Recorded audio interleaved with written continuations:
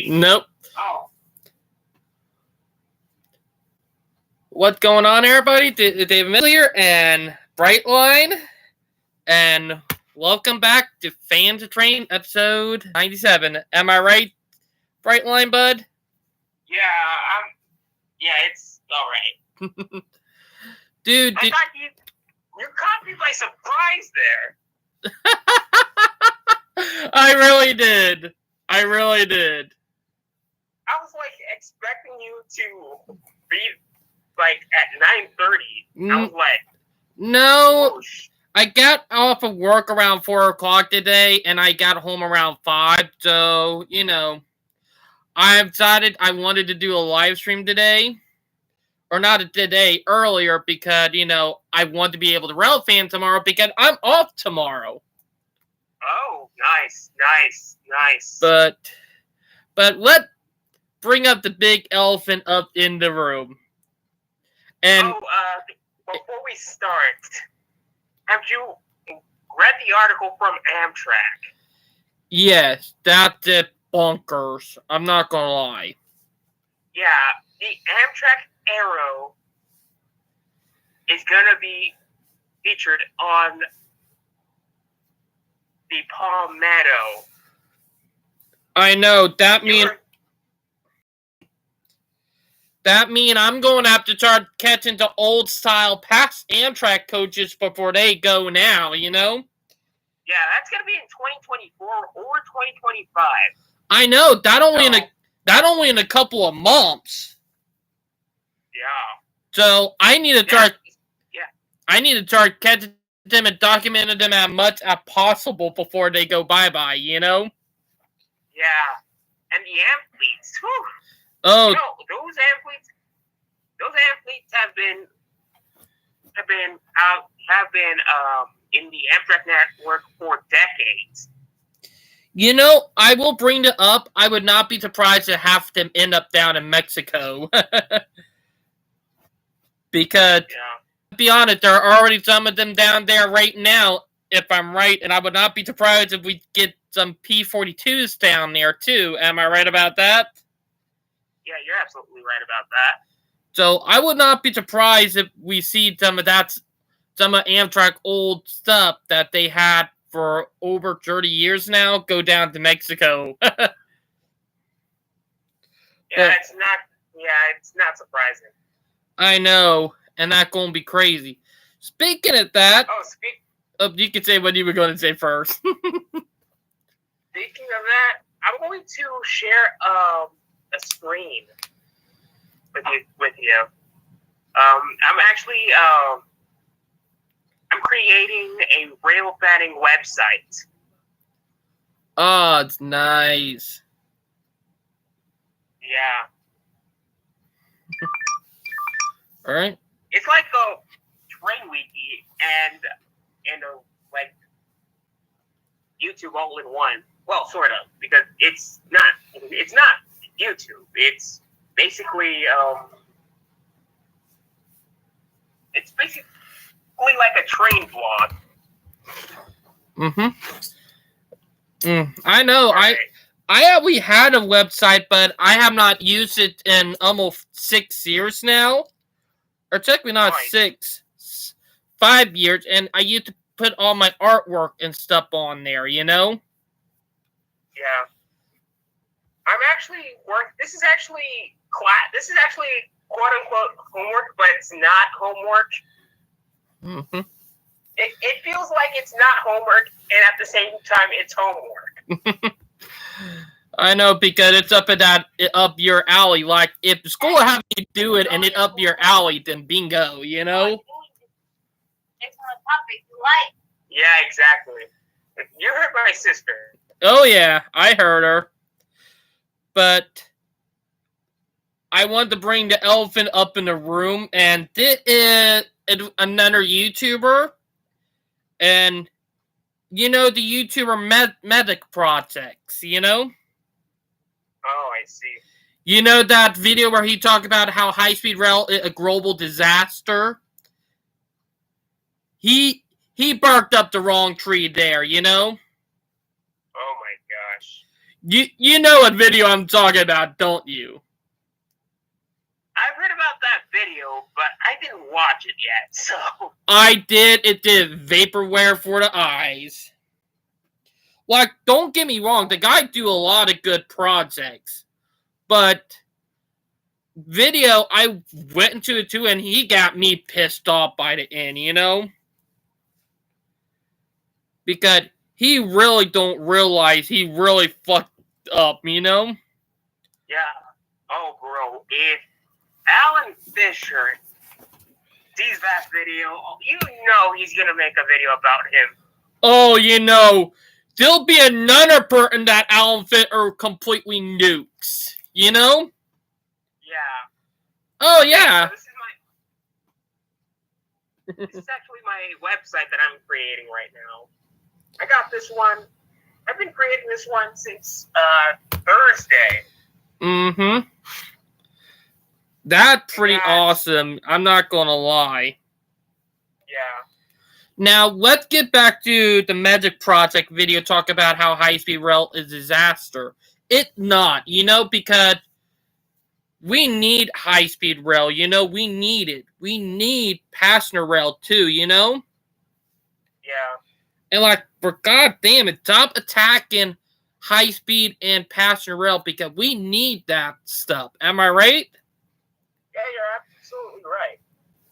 Oh, speaking of that, Vela not home right now. She out doing errands. I see. So it's just me in the room right now. Oh, speaking of that, they're testing a hydrogen train out in Florida right now. It parked at the... hydrogen train? Yep. It parked at the Brightline Orlando shops. Oh, that means... Oh, gosh. Is Brightline interested in that? Because... Thing that I'm thinking is going to happen, I think they're going to try to use it as a shuttle train from the intermodal facility to, you know, Sunrail and Amtrak, you know?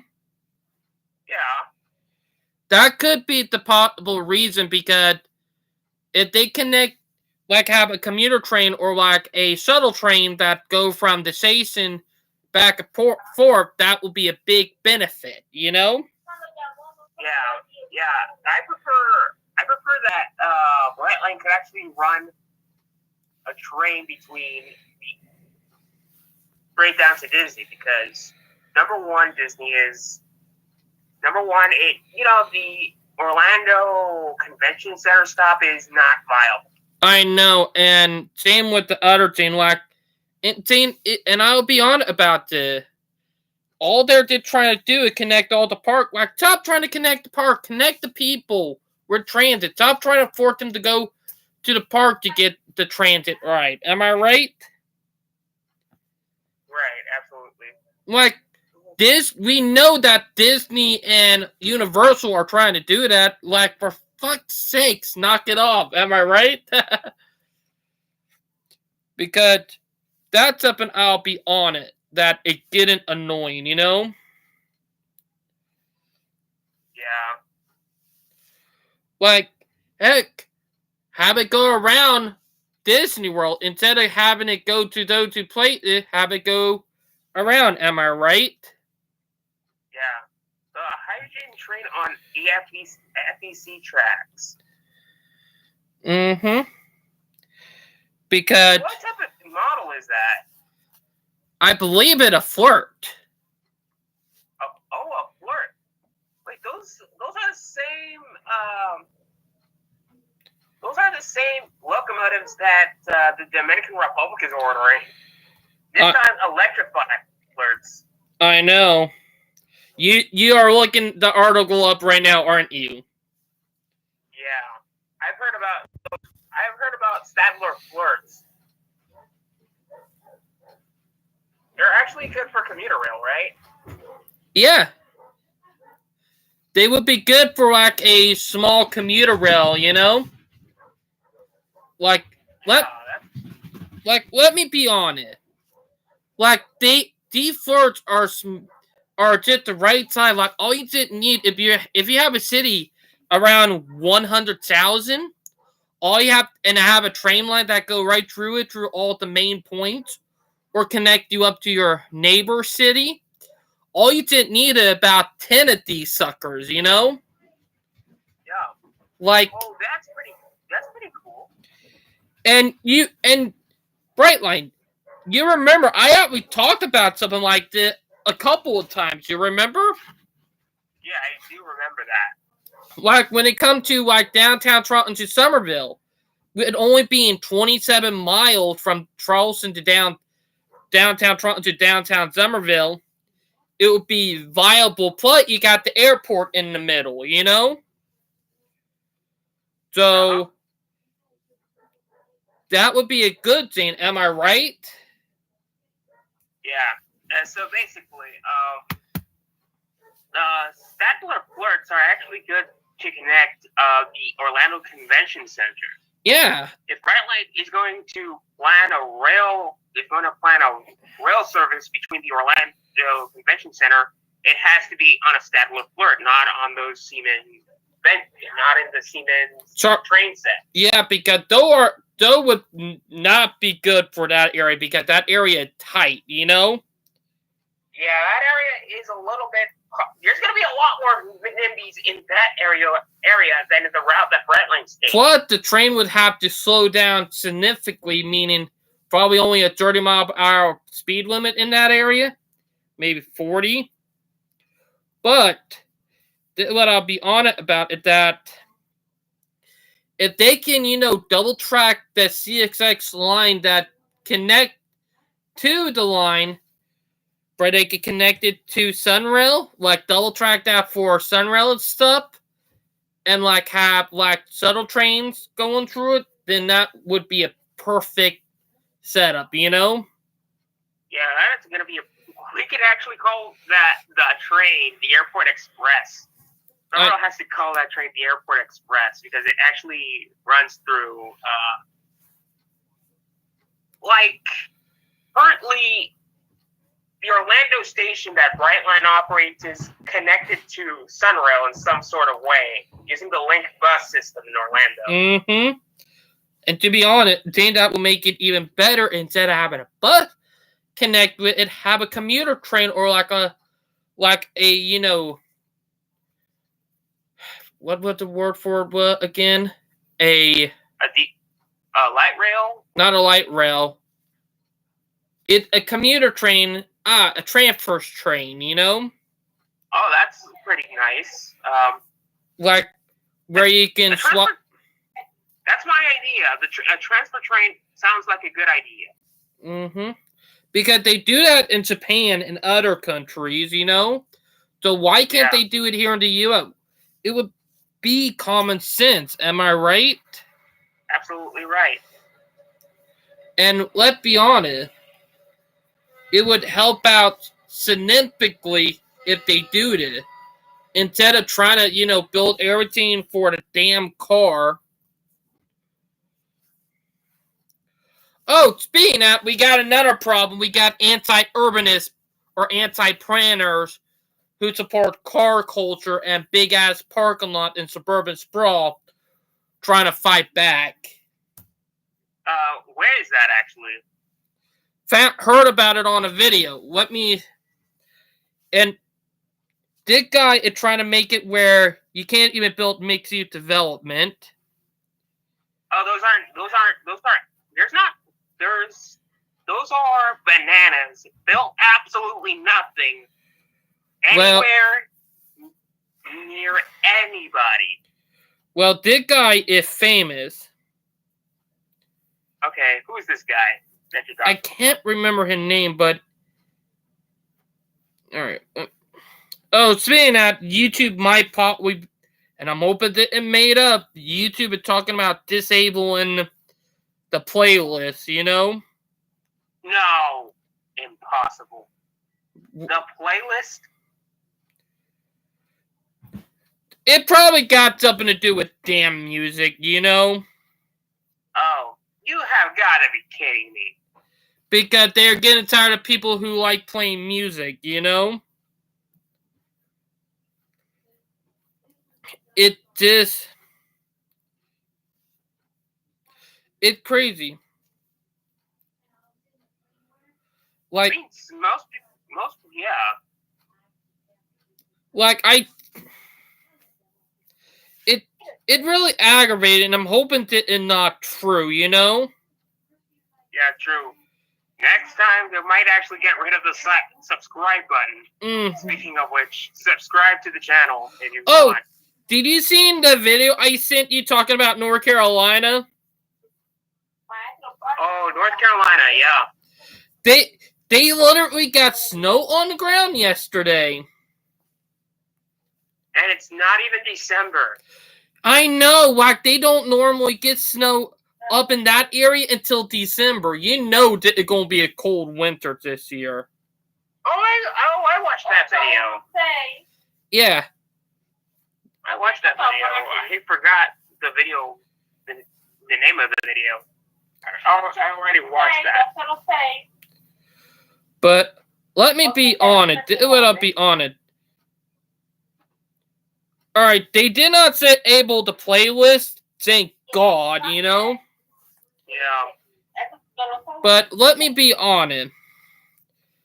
They need to stop with this bullshit. Am I right? Yeah, they got rid of the dislike counter. And they're trying to get rid of the playlist. I think I know the reason why. I think they're trying to get people to download YouTube Music more, you know? I gotta send you a meme since we're talking about YouTube right now. I actually sent it to in the ARC Grand Central. It was from Reddit. Mm-hmm. Great. It actually hits closer to home. You know the ad blockers on YouTube, right? The YouTube ad blockers? Yes. I remember the ad blockers. Alright, let me try to send you a meme. The meme that I was actually referring to.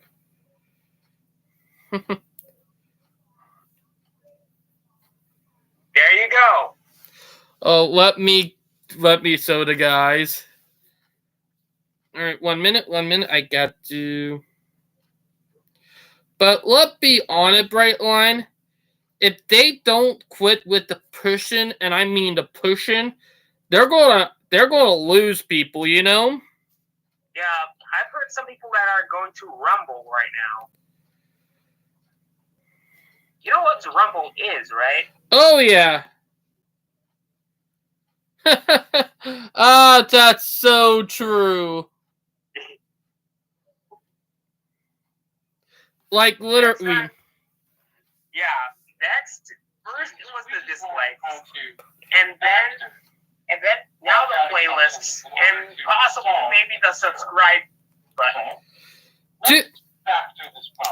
To be honest, if they keep going down that route, they'll go like, you know, like, you remember that one website back in the early 2000s? It's called MySpace? Yeah. If they keep on pulling this crap, they're going to go down like MySpace, you know? And like, I love YouTube. Like, I love the platform. But I mean, wait until YouTube pulls an OnlyFans, maneuver on us. That's gonna screw us. Oh, not to all other people too. My point is that you can keep on doing stuff, and eventually it's gonna be saying that snap the camel back. You know, keep on treating the people who helped you get up so high like crap, and it gonna be saying that do you in. Am I right? Absolutely right. Like I always were. I know that. Don't treat the people who got you this far like crap, because eventually they're going to turn your back on you, and you're going to be back at square one right at the bottom.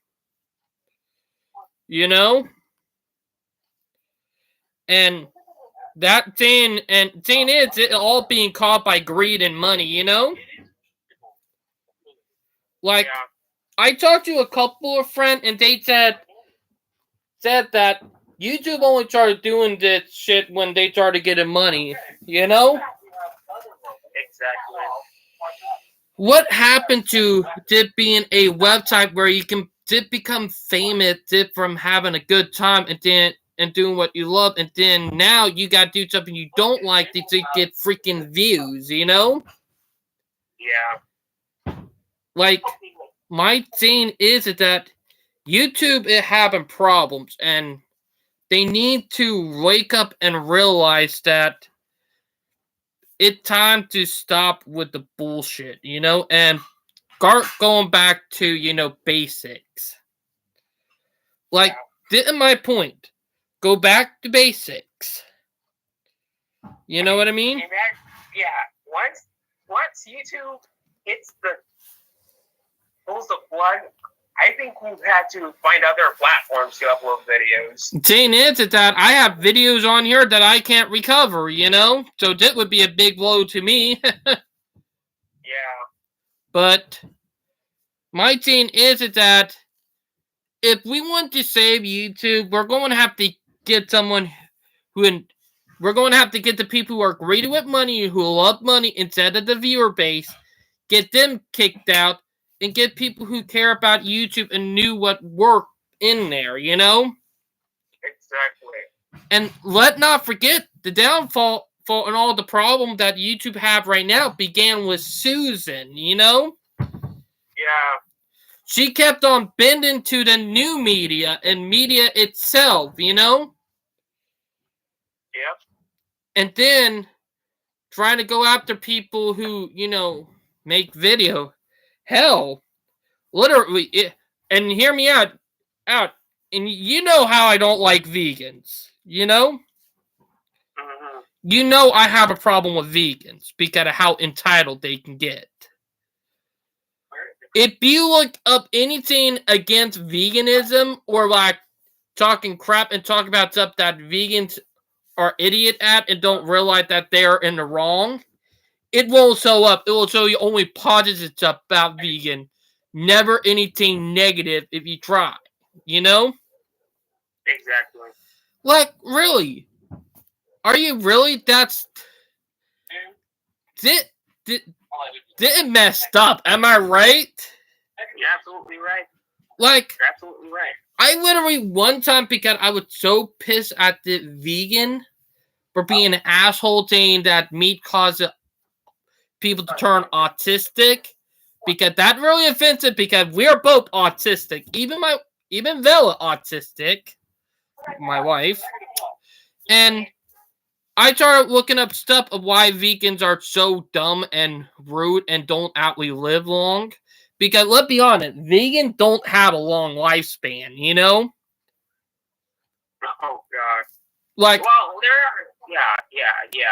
Well, there are some vegans who are actually that are nice to people, but there are some others who are like total dickbags and assholes who will literally try to protest at meat places and destroy people's dinner if it had meat on it.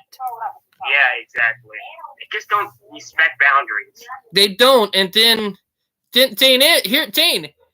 vegans actually kill more animals than meat eaters. You know? Gotta be. What? Hear me out on this. Hear me out. When you're making the plants for your vegan to eat, what do you have to do? You have to ground up the ground, and anything that's living in it will get killed by tractors because you're plowing up the ground. Then, if you don't want rat, you did have a tractor with fire on bottom, which they do that actually, and burn the animal and rodent alive. Then, to be extra dick, they start spreading pesticide and rodent pellet around. So that kill more animals. Wait, but I thought vegans are supposed to be environmentally friendly. Brightline, trust me, vegans are some of the dumbest people. There are a video that actually, not a video, but a YouTube short that actually explains it super well. And like, it literally talk about why vegans are terrible. and why they kill more, you know? It will blow your mind. But it's something that I knew, and also vegan diets are not healthy for the body, you know? Because you got to think about the nutrition stuff that you need that don't come from plant, but only come from meat. You know what I mean? Yeah, I know what you mean. Like, literally, I have seen people who are so skinny that look schizophrenic who come in buying vegan food at the Walmart I work at. So, yeah. But let's go back to trains. Yeah, it's kind of depressing. I know, but it is true when you did think about it. Yeah. You know? But I'll just say this. That video I showed you earlier, talk about the anti-planner, the guy in that is a total idiot. Like, if he get ganged up by transit supporter, then what I will say to him if we find him and end up ganging up on him. Not on the violent, but to make him look like an idiot. Because we will literally spit out the facts. And literally have church ends up showing him, look, you're an idiot, and it's up you support a car infrastructure and thinking cars are freedom. It's dead wrong. Because let's be honest, it is, you know? Like, cars are not freedom, you know? And then trying to force them onto people, that even, with no other option, even worse, you know? So, yeah, I know what you mean. So, yeah. But let's get back to the medic project. Like, the guy, what he said was stupid. You know, saying that high-speed rail is a global disaster? No, it ain't. You know? And this is the thing that pissed me off. People say high-speed rail is a global disaster and it's not good are dumbasses, you know?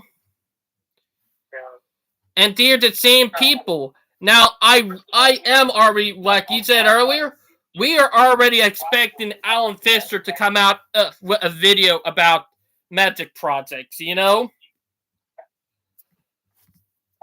And when it does, it's gonna be glorious, you know?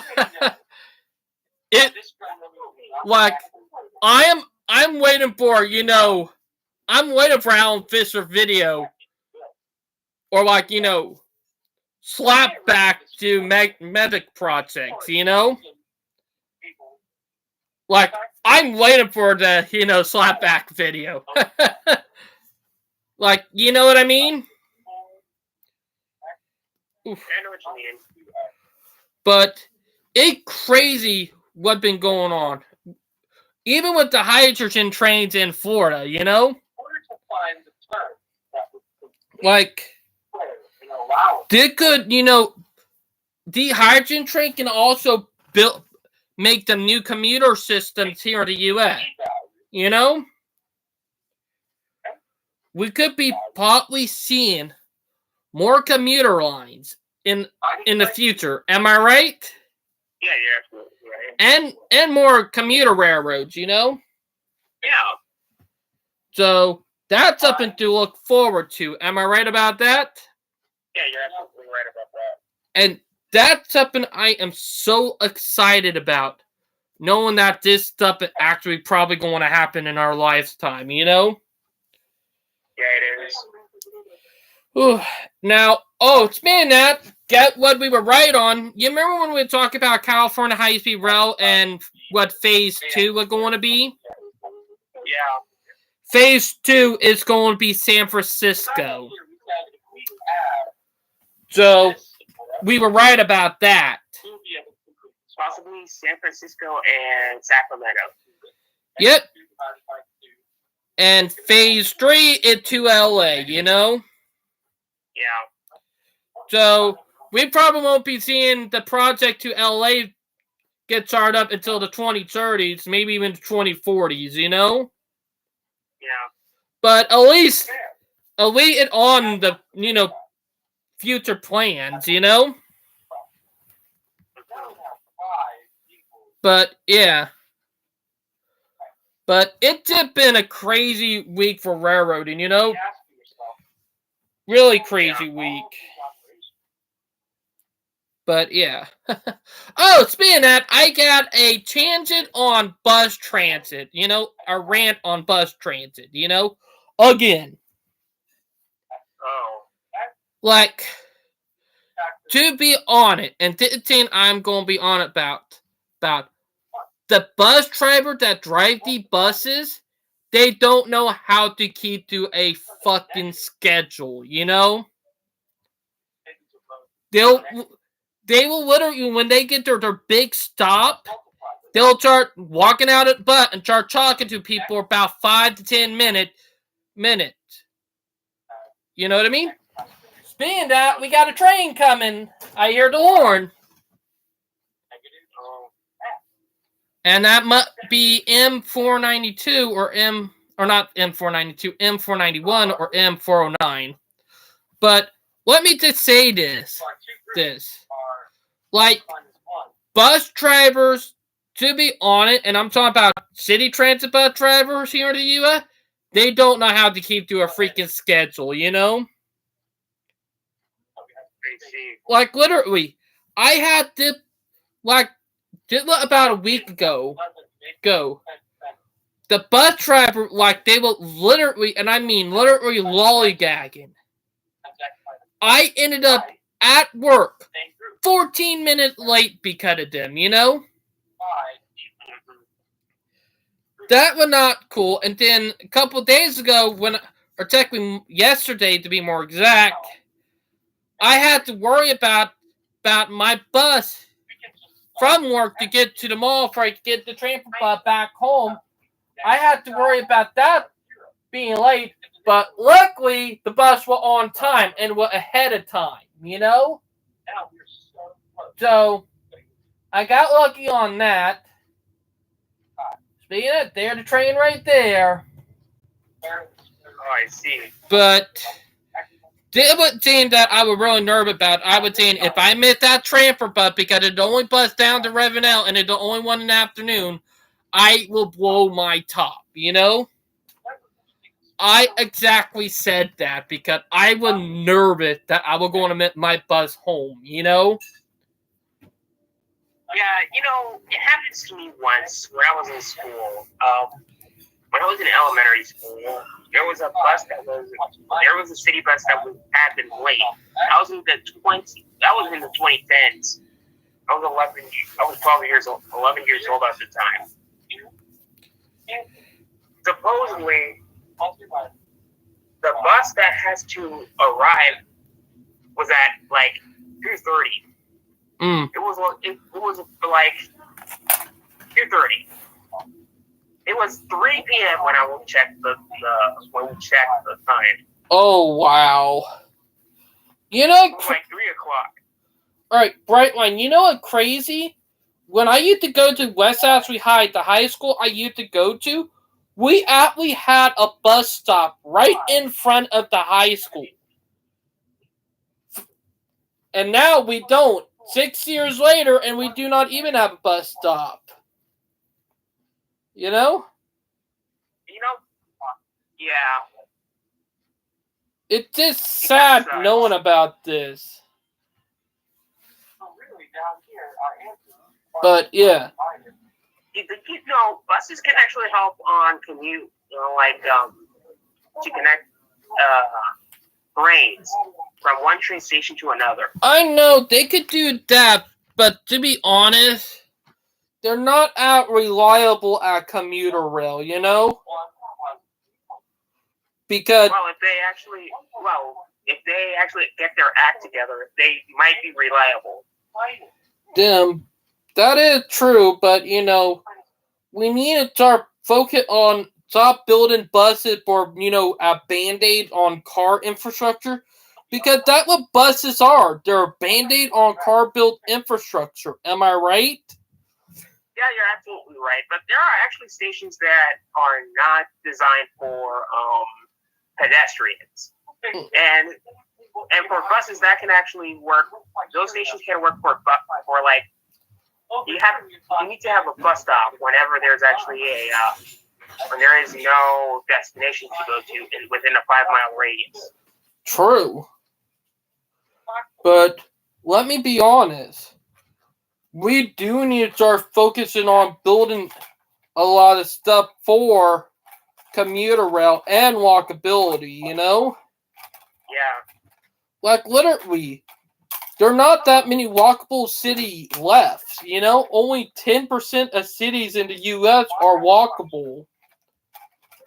And, like, the 90% is car-based. Not car-based, bulldozed to the ground for the car, you know? Yeah. To be more exact, am I right? Yeah, exactly. Didn't you? But it's just so aggravating, you know? Oh, and a lot of rail fans are pissed at the Napa Valley Railway. Oh, yeah, I've heard about it. Oh, you know what I'm talking about, aren't you, with their Alcos? Yeah, those Alcos. They need to be preserved. Don't destroy the engines. For goddamn it, you know? Oh, they're gonna preserve it anyways. They are, but they're going to freaking crack the engine block on purpose. Like, seriously, cracking a good engine block on purpose just because it don't apply with your stupid EPA law, you know? Gosh. To be honest, the idiot don't realize that trains are actually way cleaner than fucking trucks and planes. You know? Yeah, you got them. Yeah, those, you know, that sheer mission standards. Like, seriously, like, heck, what they could be doing is, instead of buying a new locomotive, freaking modify the engine like the San Francisco Bay Railway did with their Alco, you know? Yeah. Like, I remember the San Francisco Bay Railway, you know, literally, and I'm going to bring it up, they literally worked their Alco where it can run on vegetable oil. Heck, what they could be doing is also like the Grand Canyon Railroad, because the Grand Canyon Railroad have the same type of Alco locomotives, and the Grand Canyon Railway literally, and what I'm going to bring up, they literally modified their Alco to run on vegetable oil. Hell, their steam engine run on vegetable oil. Am I right? Yeah, you're absolutely right. And because there are a lot of wineries and stuff, there is a buttload of that, so they could be saving money instead of buying a tier 4, tier 5 locomotive. Freaking convert your Alcos into, you know, vegetable oil powered, you know? Like, powered by vegetable oil, and you'd be saving a lot of money then, you know? Yeah, there's still actually a lot of Alcos running in the United States. Well, the D-type Alco that they're running are super rare. You know? Like, deer type that are from Canada.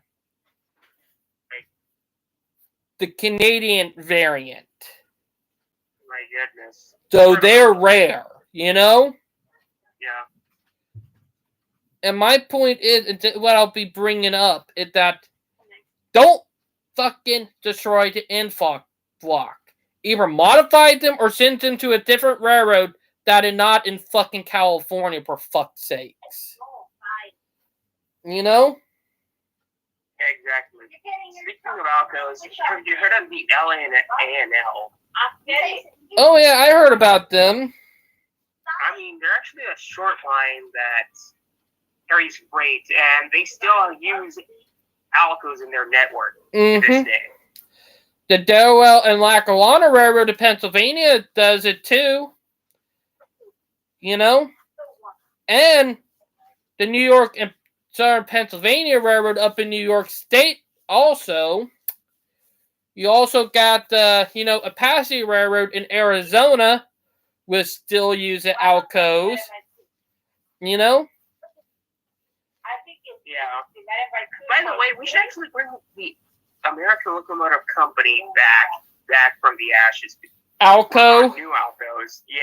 To be honest, let's be honest, Alcos, and didn't think that it underrated about Alco, like literally, you could freaking flip those things over and they will still run, Yeah. And crazy thing about Alco, you can run them up a 5% grade, have the engine partly blowing out, and they'll still chug along, Yeah.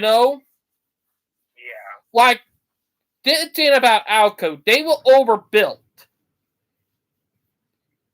Like, they were overbuilt, and people don't realize how overbuilt they was, Like, they're actually reliable. Like, literally, like the, Rogue Railroad in, Australia had Alco, and they used their Alcos all the way up until 2010, I know. And that was an Australian-based railroad that bought U.S.-built locomotive and ran them, and I heard stories of them blowing the engines, and they kept on running. Like, the engine would overheat, like, one crankshaft would blow, and it will keep on running, Yeah. Like, the people who built the locomotive knew what they were doing, and not trying to hate on modern locomotive, but the modern locomotive, they won't even last a couple of years before they have to go in for a repit or a rebuild, Yeah, that's why we need to bring back Alco. Like, and that's why we need to crack down on them, on trying to, like, we need to also crack down on the EPA, Yeah. Like, hell, they were the reason why that one railroad in California that went to, Eureka, California, got screwed, Like, let me be on it. That, you remember when I talked about the railroad to Eureka, California? That railroad got screwed over big time by corruption and all that, And it's awful knowing that the reality is that they literally got screwed over and they could have come back, Like, it pissed me off and it disgusts me to know and meet that corrupt company that have the very little hand in trucking and bus companies and airline who hate railroad. They wait until the right moment, until a national disaster to destroy the competition line, and say, hey, here's the money if you deny them the rebuild and cause them to shut down. Am I right? Yeah. Like, we know a ton of rail lines that got screwed over that way, Like, corruption and screwing over and causing lines to shut down to give edge to your competition. We know that corruption. Am I right? You're absolutely right. Like, common sense would tell you, hey, the people who are not allowing us to reopen our line or rebuild it are probably being paid off by our competition, Yeah. Like, we know, and funny thing is, the guy who denied the railroad in California from being rebuilt to Eureka, California, guy who denied them was paid almost $500,000, That's a lot of money. And that was a dead giveaway that they were screwed over and someone paid to stop it from reopening, Yeah. Like, it doesn't take rocket science. It doesn't take rocket science to, hey, something fishy going on here. Am I right? Yeah. And that's the problem. We keep on looking in our direction, being all blind. Yep.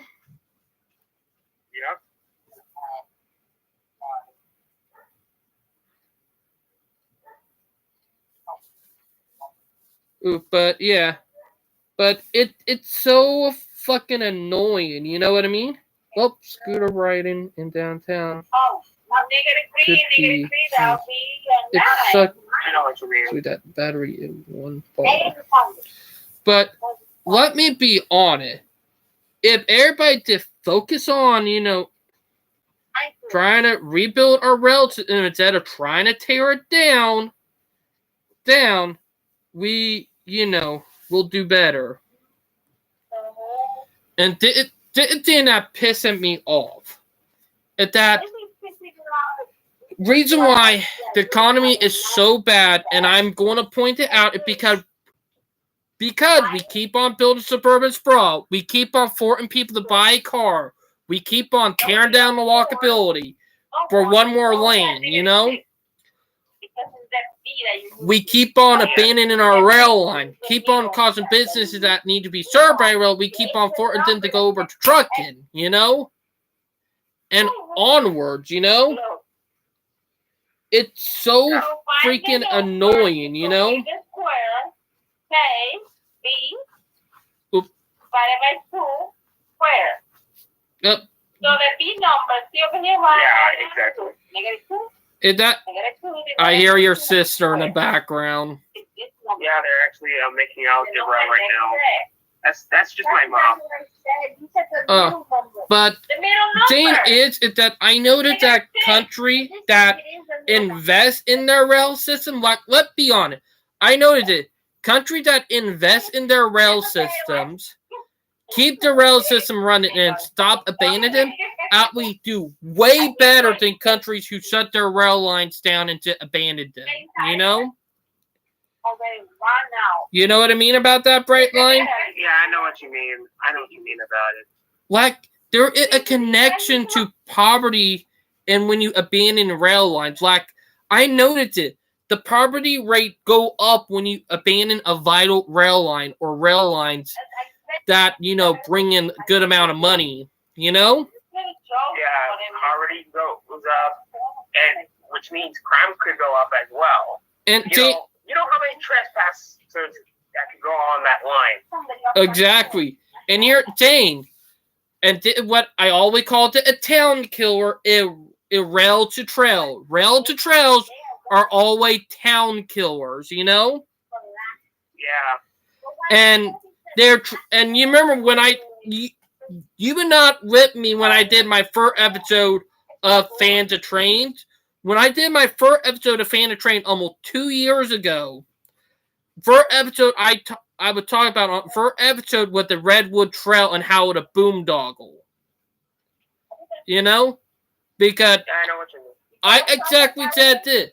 The moment that they start building that trail and get to Eureka, California, there will be no way to save Eureka, California then, because that town will be going down. Like, the crime have been going through the roof since the 1990s because they abandoned a rail line, It's like,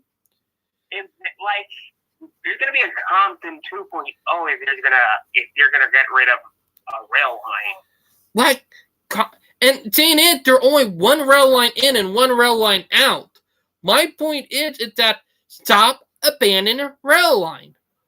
And here, Jane, if they rebuild the track to Eureka, California, if they rebuild the track and deepen the harbor and get it built for ships, that will save the town, because that town and it in a really good spot to be a vital shipping port, I know what you mean.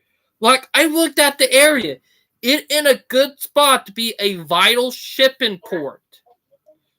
If you connect it by rail, Heck, it would be good. Like, the only thing they need to do is to build a tunnel around the Eel River, Like, because they're saying the Eel River is protected.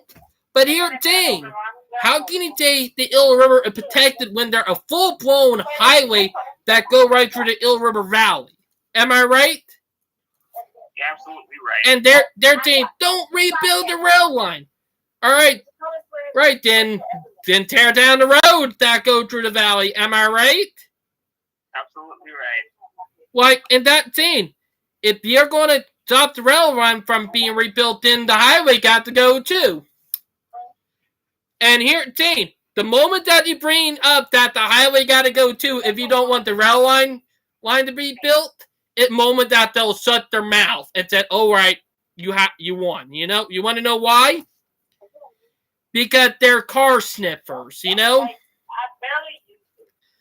And thing is that if you threaten their ways of life, or not their way of life, but you threat to screw over their way of getting around, they will apply, you know, and give in, you know. And that thing, we have not put our foot down with the car culture, you know. Am I right about that? I know. Like, we literally kneeled for car culture, idiot. Kneeled for them. And look where it got our country. Look where it got our country, you know? And my thing is that moment we start putting our foot down saying enough with the car culture. Stop building lanes on our road. Stop adding one more lane below. Enough. Rebuild our rail line. Reopen abandoned rail lines. Moment we start doing that, at moment our country will start making a comeback. At moment we start having economy that booms, you know? Am I right? Right. Like, common sense would tell you, am I right? You're absolutely right. Like, look at Arizona. Like, I don't agree with the gun laws because I'm not with them trying to restrict guns over there. That's stupid. But here's the thing. Arizona got its head out of its ass. Instead of, you know, building one more lane, bro, on an interstate, they literally built a commuter line from Phoenix all the way up to, you know, Santa Fe, you know? Yeah. And my point is, that actually helped a lot, you know? And my thing is that stop investing in roads. Stop. Am I right?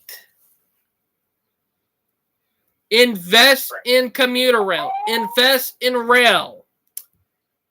Stop thinking cars are the be-all, end-all in Superior. They're not. They're part of the dystopian drug behavior thing. Because, let's be honest, I compare cars, people who love cars and support car infrastructure at drug addicts, you know? You know what I mean, Brightline? Yeah, I know what you mean. Because you can actually see the similarity a little bit when you start paying attention. But yeah. Whew. I'm not gonna lie. That was a rant of a rant. Yeah.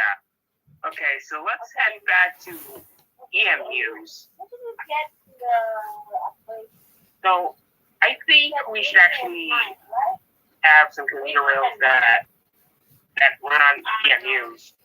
I actually agreed on that, you know, because I done said it earlier. Charleston would be a perfect candidate. Am I right? Yeah, absolutely right. But yeah. Yeah, another commuter rail that could use EMUs is Sunrail, which they could actually build the lines from the Orlando Convention Center all the way down to the airport. Oh, you know, not Tampa. Yeah, Tampa. We talking about commuter rail again. Yeah, Tampa. They're talking about, and you know what they're going to try to call their stain? Sunrunner. Nice. To be honest, that would be a fitting good name for a commuter rail line, Sunrunner, you know?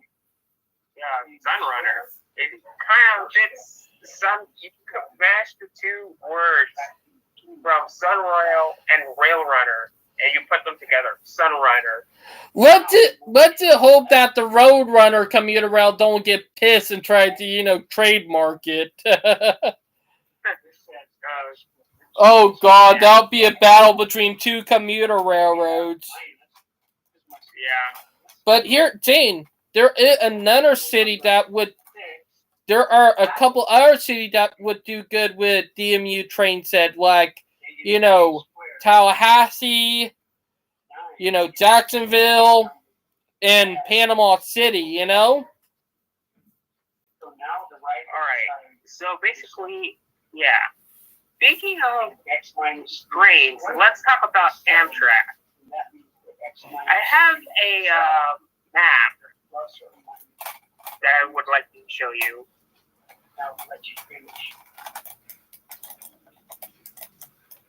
I'll try to. I'm going to share a map that would you will you like this map? All right. This is the map that I'm talking about. Oh, wait. Let me show it to the viewers.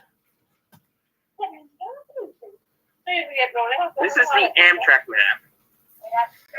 Like, to be honest, this shows all the old routes that Amtrak used to have.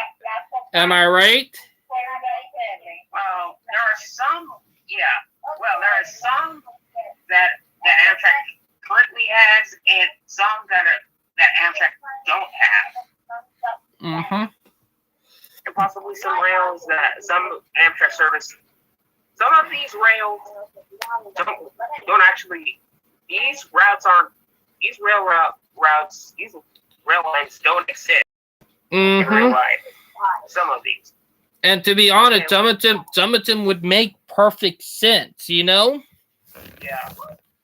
Okay. I'm going down to south. I'm going to focus on Florida.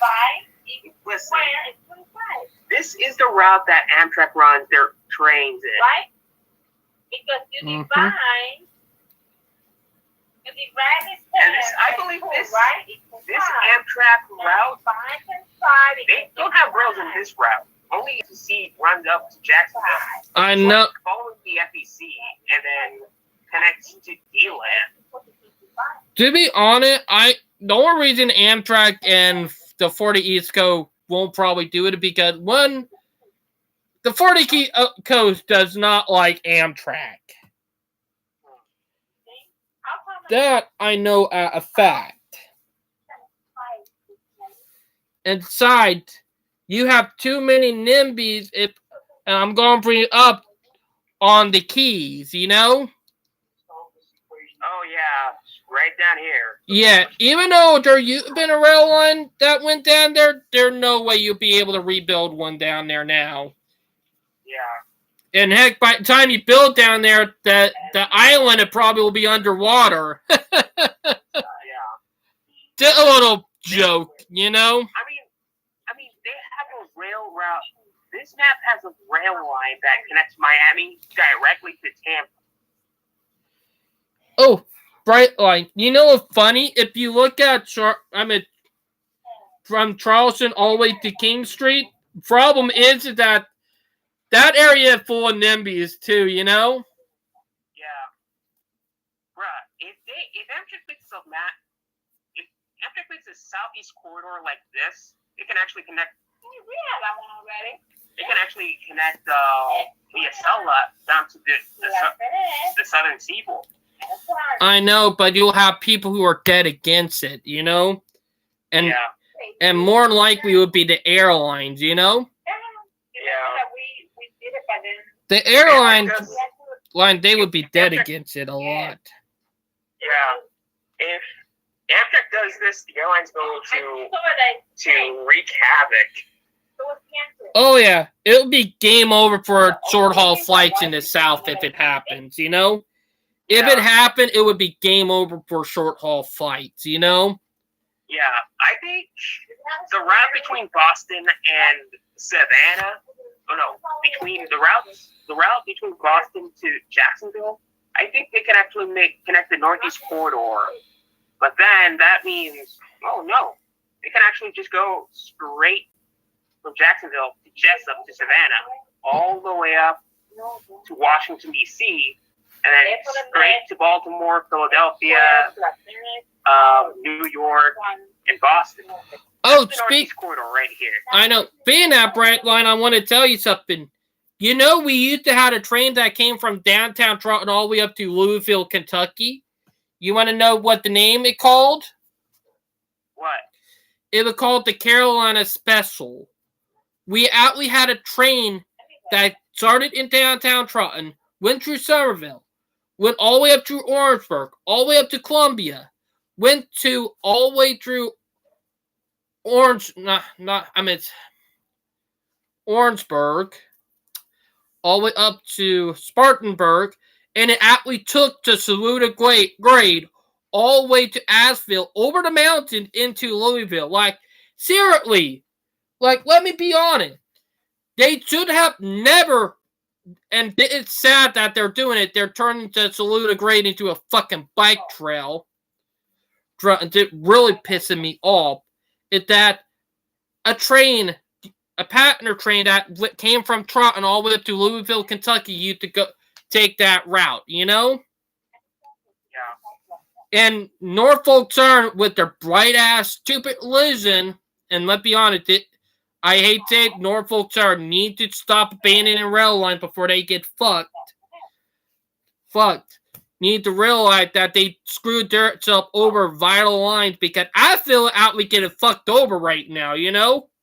You know, Norfolk Southern is the butt of jokes, right? That is true, you know? That is why the Norfolk Southern Railroad is the butt of jokes. Dude, to be honest, I think Norfolk Southern might not allow another 10 years, you know? Imagine, CSX might take over Norfolk Southern. Or CN, you know? Yeah. Up, PO89. I hear PO89 coming. The Palmetto. Yep. I knew it. You know, funny thing is, that's the second train that it actually get ready to pass since I started it live stream only an hour now, you know? And we have a 25. Say, Amtrak, I remember that Amtrak back in 2011. I think they actually had more frequency than they have now.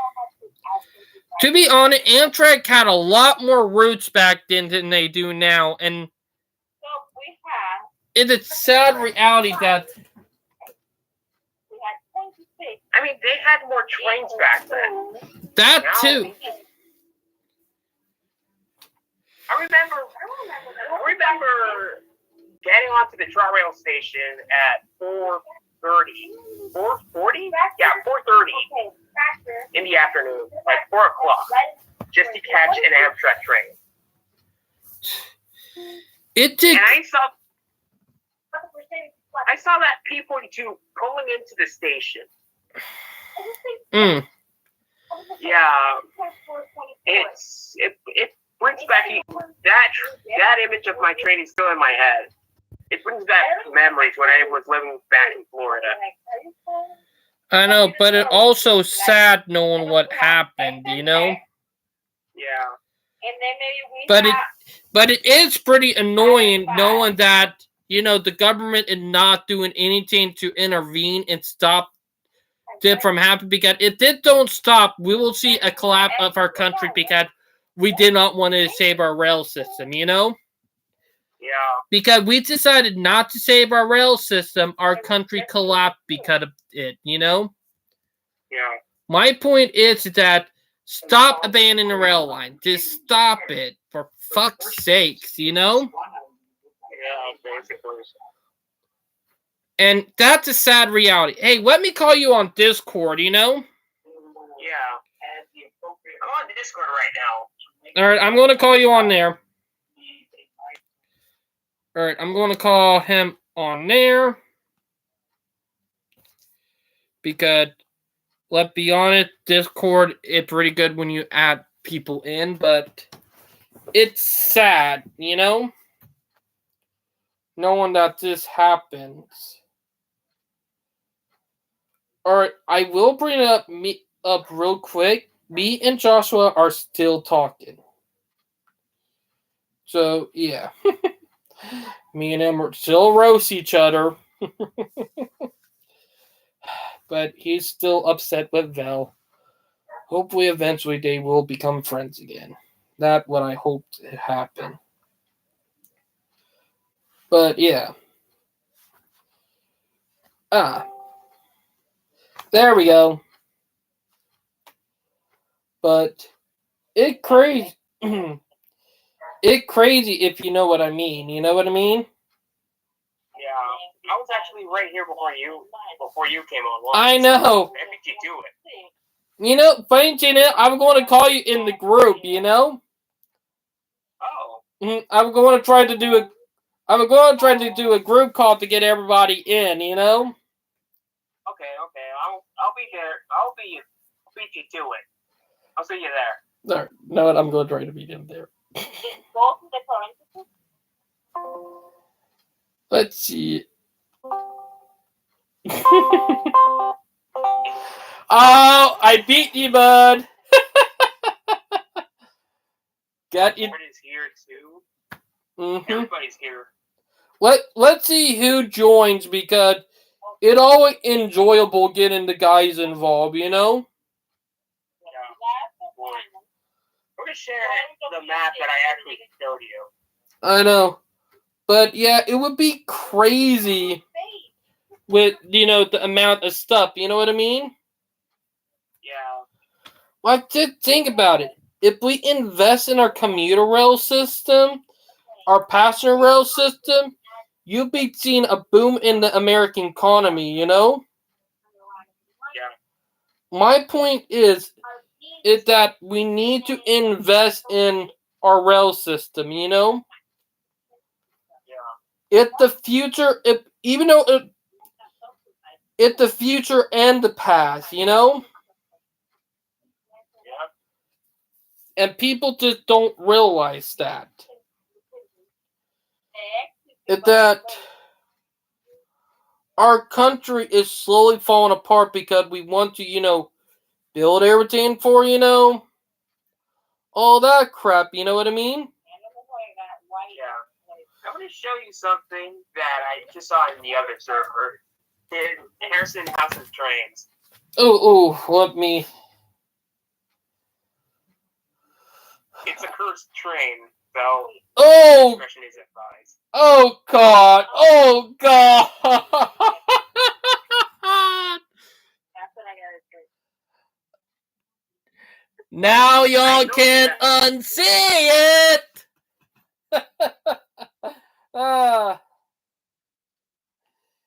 Yep, you know.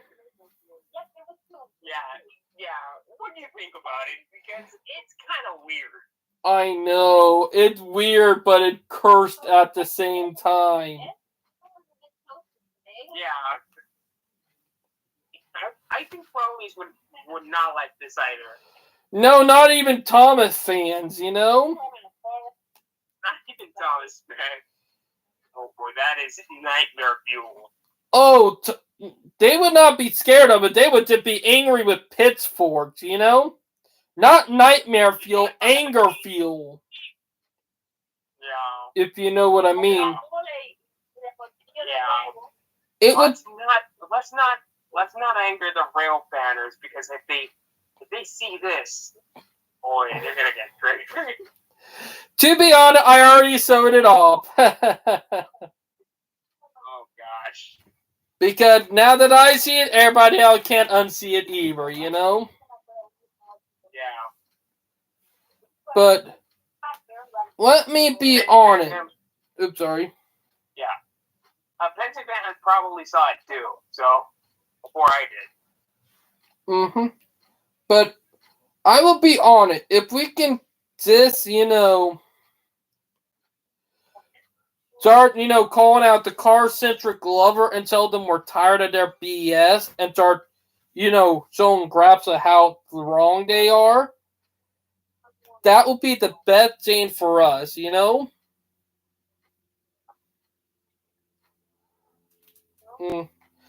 Hey, Brightline, you know I'm going to try to rail fan tomorrow, by the way, bud. Yeah. Hope. Alright, I'm going to say that.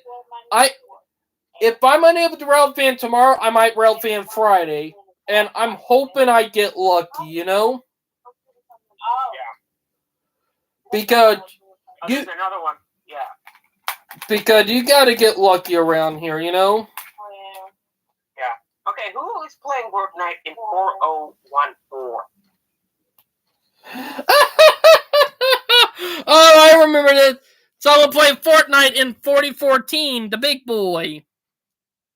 Yeah, I'm like, wait, whose idea is this? You know that it's gonna be a meme forever right here, you know?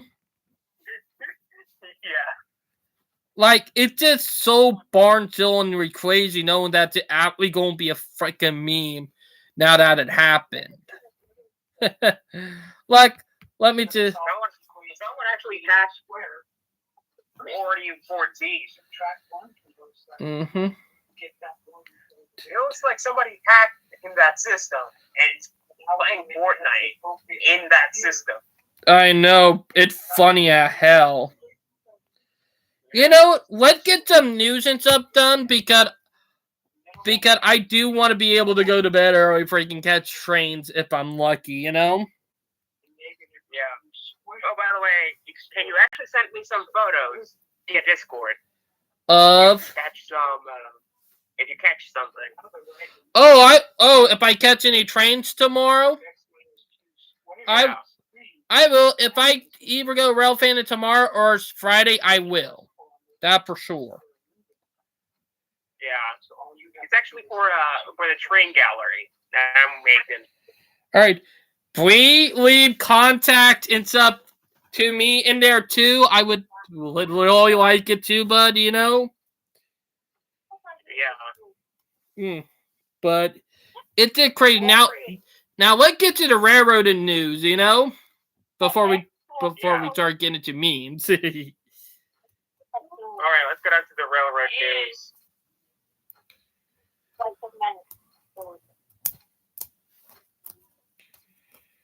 All right. Brightline looking for news. Oof. Well, bloated. Or not bloated, but someone get hungry. It's time on news on the rails. CSX Intermodal Marketing Director Dan Kistler named JBJ Rising Star. Oh, that's probably got the investors liking him, you know? Yeah. CPKC and CSX file plans paving way to Mexico's southeast corridor. Ooh. You know, that probably gonna be a shared route right there, you know? Yeah. Meaning, if I think what I'm thinking, it probably gonna be a dual CPKC and, you know, CXX route, you know? Yeah. Meaning both will have track rights over it. Yeah. Okay, CSX Mobility, Siemens and Mobility, CSX expand partnership to deliver digital solutions. Even Siemens is actually involved in this. CXX are making big moves. I'm not gonna lie, and I would not be surprised if we see a Siemens freight locomotive. I would not be surprised if we see one in the next 20 years. If it's a variant of the Siemens Charger, who knows? Oh God, if it is, and oh God. If there's a Siemens Charger that carries freight, there's actually a picture from Harrison's House of Trains. So let me share it. It's Ferromex, you remember? Yeah, I remember. I always showed that in one of the live streams already. But let me be honest about it. Is that one of the live stream I actually did a big troll on one of my live stream over almost 2 years ago about something, you know. But yeah. You've got to be up somewhere here. Ah, there it is. Yeah, it's the Ferromex Siemens Charger. I shared it in this live stream. Oh yeah, I remember you shared it, Brightline. You know. Yeah, I mean, this could be a reality. It's kind of weird. I know if G-Man is starting to work with CXX, we know something is coming if they're working with CXX. Yeah. All right, I'll be honest. I am hoping that PO90 have that charger on him tomorrow, because. Yeah. But if you have a P42, that beats up in cool, because we now know the P42s are going out really soon. You know. Okay. During track tragedies, top priority for Jacksonville-based rail company CSX. Oh, they have a goal now to have fewer track tragedies, which is going to be pretty cool. It's going to be good for them. All right, he'll have a charger. Good. Good, because I know a couple of nights ago I heard that he had a P42 on him. But that probably already happened, so yeah. All right, any news on Norfolk Southern? Oh, I'm on Union Pacific right now. Oh, the Catastrophe Railway. All right. Union Pacific issues RFQ for Create Project EW2. Ah. Oh. What is Project EW2? I'm not sure, but that probably some crazy ass shit, you know? Yeah. It's actually Union Pacific and Norfolk Southern are actually involved in this. I know the reason why Union Pacific and Norfolk Southern are probably because, let's be honest, both of them are having problems. And they do not know how to save their little asses if their life depended on it, you know? Yeah. And that's the thing. Oh gosh. Yeah. Union Pacific sued over chemical spill affecting Wichita, Kansas. Damn. Near 29th Grove. Damn, that's something we did not see coming. We saw that coming miles away, because Union Pacific is one of the bad railroads. I know, but we did not see someone out suing them that soon, you know? Yeah. Like, I thought someone was going to sue them in 2 years from now, you know? Yeah. But I guess someone are already going to sue them, if you know what I mean. Yeah. Union Pacific returns to a Bryan derailment site to transfer LP gas. Oh, brother. Oh, boy. Get ready for the town to be wiped off the map. Oh, gosh. You know? Union Pacific is sued in connection to 29th and Grove sites. Yikes. Oh, boy. That is yikes right there, you know? Yeah. But, yeah. No, those are homeowners who filed lawsuits. Oof. That's surprising. I always thought it was going to be the, state, you know? It was the homeowners. But, yeah. Okay, let's go down to North. Oh. I think Union Pacific is having a similar fate as Norfolk Southern. Oh, yeah. Probably going to have that happening, you know? Yeah. Okay, well, we're going to check the buttochokes of railroads right now. Buttochokes of railroad right now, a.k.a. Norfolk Southern. Yeah. Norfolk Southern opposes escape of liability by other entities in derailment case. Oh, no. I kind of figured that would come. I kind of figured it was going to come. Yeah, it was going to come. But I thought it was going to happen a little longer before that happened. Yeah. But, it's still surprising if you know what I mean. Norfolk Southern East Palestine derailment. What progress has EPA made? Nothing, you know? They have That not is a made good any question. project at all. My goodness. But yeah. Spurred by report, elected officials, Norfolk Southern begins railway bridge repairs. That's pretty good. That you know. That's pretty good. They're actually starting to repair the bridge, one of their bridges. Took a while, but you know, heck, GXX are out. We still working on the drain bridge right near my house. You know, Yeah, I see. like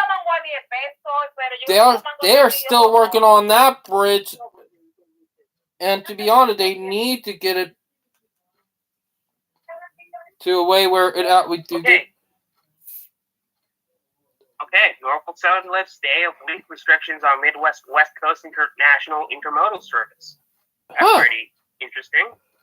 That crazy. Yeah. But yeah. Check on BNSF. BNSF, the tyrant, you know? Yeah. Am I right about that? BNS? Yeah. There's some real news about BNSF. Let's start with the bad ones first. NTSB investigating BNSF coal train derailment in Colorado. Oh, that one! Someone we died in that. You know, a trucker, like the train literally derailed and crushed a semi-truck. Yep. And the driver actually died. Yeah. Like, and now the trucking company and the family is talking about suing not Norfolk Southern, but BNSF. Broken rail caused March BNSF derailment in Minnesota, NTSB says. Oh. Oh. Yeah, that was broken rail. Yeah, kind of figured. No, that's not. I'm not talking about the derailment to Colorado. I know, I'm talking about the other one. Yeah. Now NTSB is investigating another derailment in Colorado. Jeez. Wonder who that could be. Yeah. To be honest, That's actually a coal train. Mm-hmm. Brightline, to be honest, Brightline, did what I'll be honest about. BNSF was one of my favorite railway at one point. But now, what they did with Montana Rail Link, that pissed me off when what they did to Montana Rail Link. That railroad was done dirty, you know? Yeah. But, yeah, it's crazy when you know about it. Oh, and I can fitly say this. This CXX is not doing any more Heritage units. I'm hoping I'm wrong, but, you know, it's been almost 2 months now. You know what I mean? Yeah. To be honest, I think they got scared off by, you know, the dumbasses, you know? Yeah. To be honest, I was interested to see what the rest of the paint schemes were going to be, but I think, you know, the moment that GP40 got painted, got it nose painted, I think that would probably the thing that sent them a message, you know? But, yeah. It did crazy, if you know what I mean. Yeah. But hopefully they are, you know, because that's something I'm so interested in. You know, because I'm so curious in how they're going to do the rest. Yeah. NTSB, Raymond train derailment caused by fractured rail. Ooh. Oh, that's BNSF.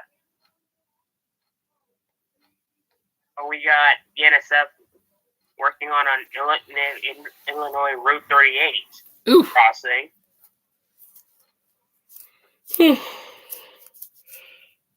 got lane closures on Highway 10 for railroad work. And that's pretty much it. Nothing else. Dang. So you got Union Pacific, BNSF, and Norfolk Southern all being like,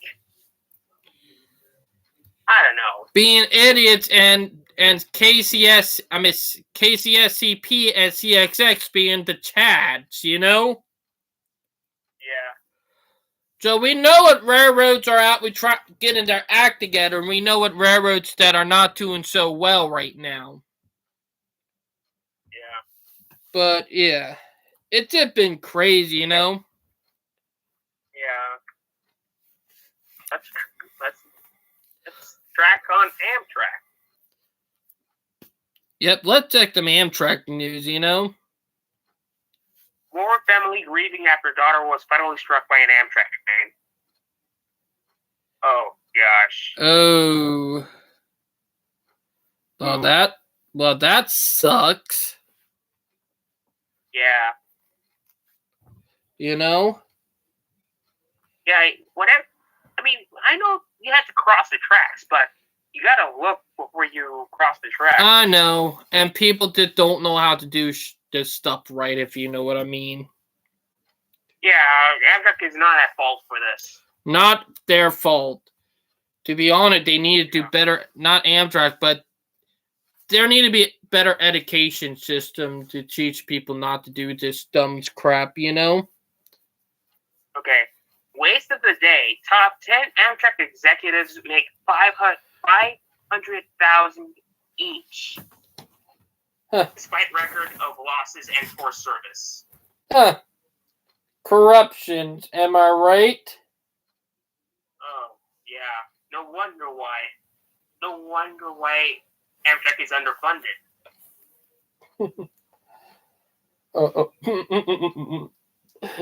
Hey, Brightline. Look what I just sent in. Let's see. What's up? I'm Amtrak. I got more from where that from, you know?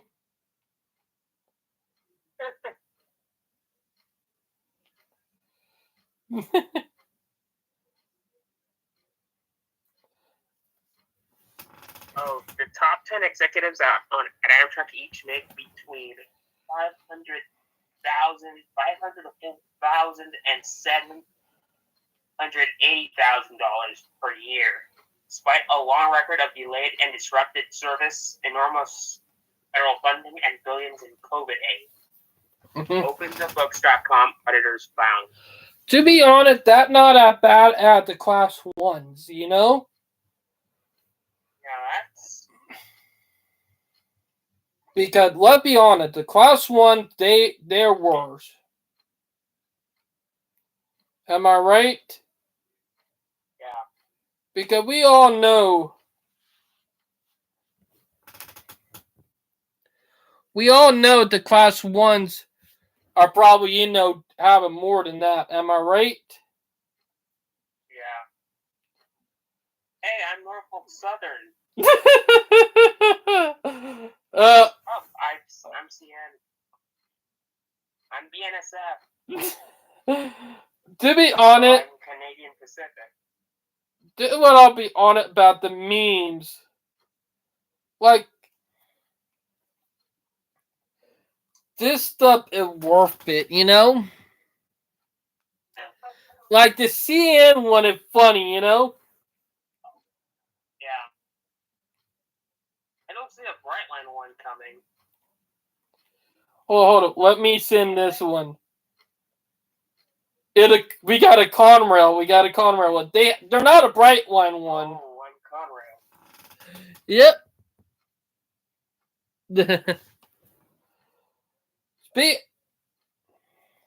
Speaking of that, I just added a new member to the group. Let's see if he's willing to join.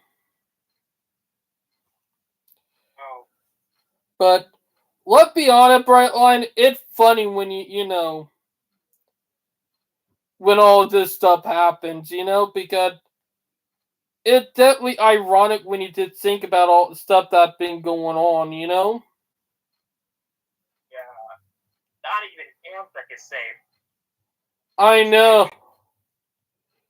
It's so crazy. Right. Let's check on CPKC.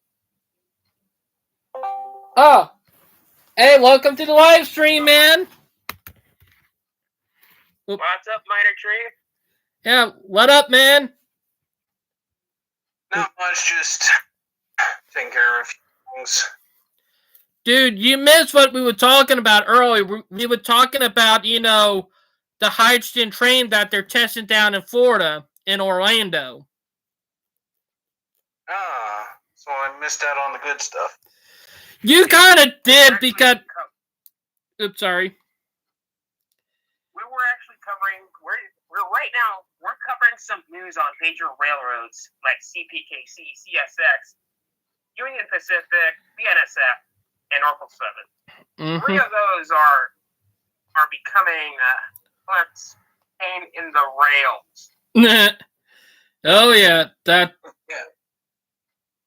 Yeah, from the research I've done on hydrogen-powered vehicles, there's the two different methods. There's the hydrogen fuel cell, which basically goes back to the Apollo program, and that system is fairly robust and good. It's just it doesn't provide a lot of electrical power instantly, so a lot of the hydrogen-powered cars have a lot worse acceleration, but in terms of efficiency, it's on par with the battery electric systems currently in use. The other is just to burn the hydrogen instead of a basic fossil fuel, and you get similar efficiencies. It's just hydrogen, while being much more energy dense than any other fuels on the planet, it's just not a very dense element. So, Minor Tree. Did you heard about? So it's good for long range and probably will be good for aircraft. It's just trains. It's cheaper to electrify the entire system and then just go with the electricity from the system. I know, but here in the U.S., everybody's doing it backwards. Yeah,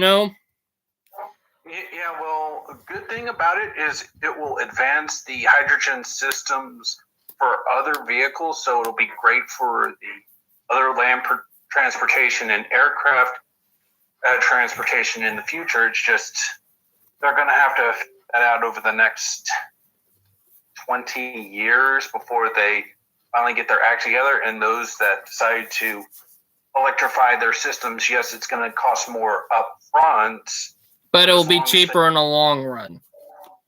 It'll be cheaper in the long run if they can keep the electrical power grid running. Mm-hmm. Which in California, it's almost illegal to produce power, but it's not illegal to consume it. Which is Listen, about that, I have an objection right there. The U.S. electrical grid is decades old. Upgraded. It really needed to be upgraded probably about the time I was born in the early 90s. Heck, I was born in 98. So... Yeah.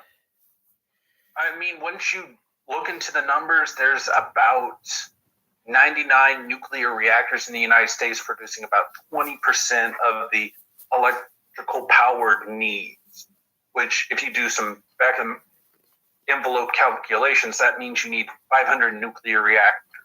But those are generation 2. The new generation 3 reactors produce more power, produce less waste, and they basically produce no pollution whatsoever. You can say, oh, the nuclear waste is pollution, but we can recycle the nuclear waste into new fuel multiple times. So by the time we actually get rid of that waste, it's much less than the older reactors.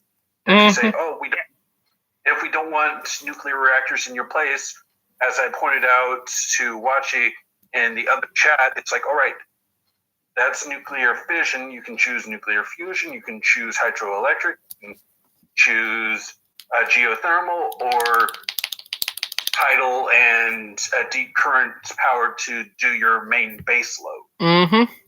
Oh, All of those are situational based on your geography. oh, If you say, minor. or your geography, that's how you make your whole system much better. Mm. If you want to throw in solar on top, that's your choice. Oh, minor tree. You heard about the Alcos on the Napa Valley? Really? I haven't heard much on that. Well, they might be getting their engine block cracked because of EPA. Yay. So, fuck the EPA. Am I right? Just fuck them bastards. Well, it's like you can't do anything unless they sign off on it, and it's like, oh, you're going to let us come on your Colorado farm and deal with this underwater issue. And he's like, no, that'll cause ecological damage. And the EPA said, no, it won't. And then they caused an ecological damage. And the EPA found that it did no wrongdoing. But if that same person had done that very same thing, he would have been slapped with millions of dollars in restitution just to clean up the area. I know, and that damn, the EPA didn't need to be disbanded, you know? Hold on. You know what's happening with both Union Pacific and Norfolk Southern? Because they both got slapped by EPA. The problem is the people that are in charge have little to no accountability whatsoever, and the people that actually want to do the reforms inside the EPA are either A, new people, or B, lower to middle management that have a little to no say in what's going on, and not backdoor office politics. That's happening. Yeah, that's happening that is happening in most government institutions. Yeah, the problem is if you want to have the best possible outcomes, you need 100% accountability for everybody. And the problem with that is if you have 100% accountability with everybody, then that means you can't get ahead with politics and backdoor favors. But that goes off of meritocracy. And people have mixed feelings about meritocracy because if the best people rise, and then that means you're going to end up in situations where they have either few or no people to take charge after they leave, whether voluntarily or forcefully.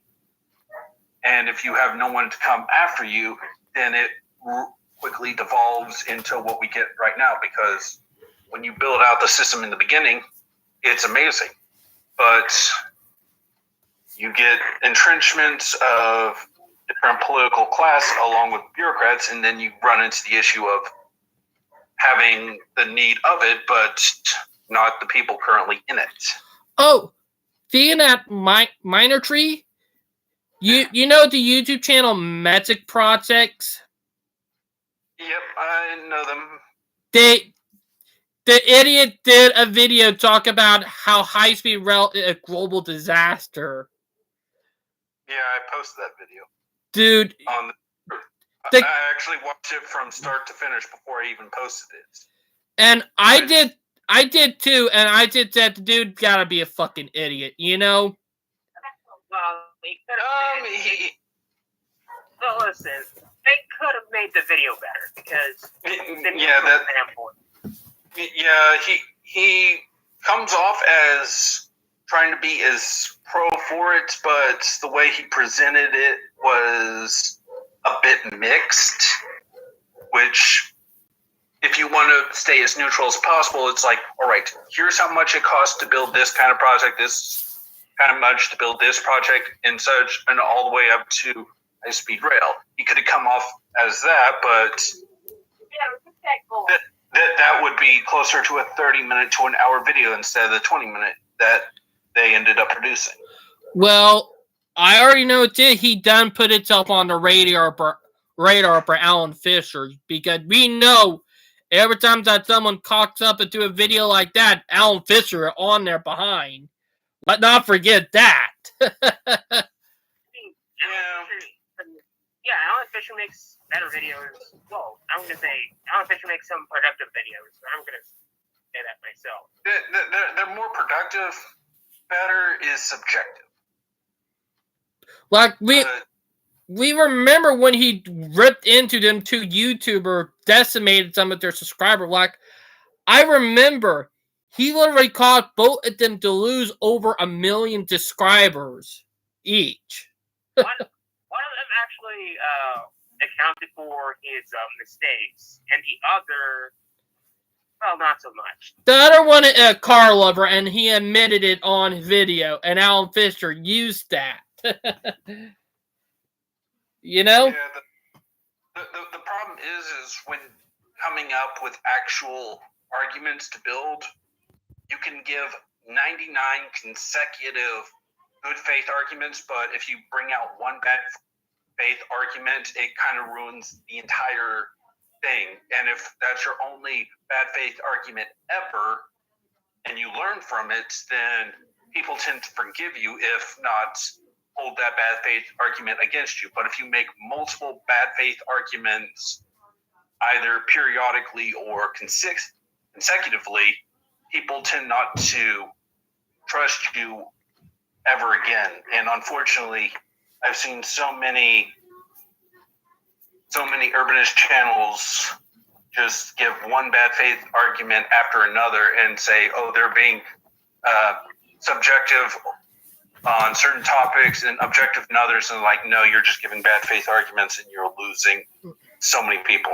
Like, one thing I noted with Geology Hub, with one channel that I was talking about that Alan Fisher called out, that channel, since he did that video back in 2022, he lost over 1 million subscribers. And people called him out on it, you know? Yeah. Like, Jesus. And Alan Fisher point out the real problems. And to be honest, what I say, that was a big hit for Geology Hub. Or not, I meant not Geology Hub, my bad. Okay, so But yeah. So what do you think about the parts of it? Well, I'm not going to talk about that because they're actually they're kind of competitive. So what do you think about Brightline? What's your opinion on it? Are you asking me or are you asking David?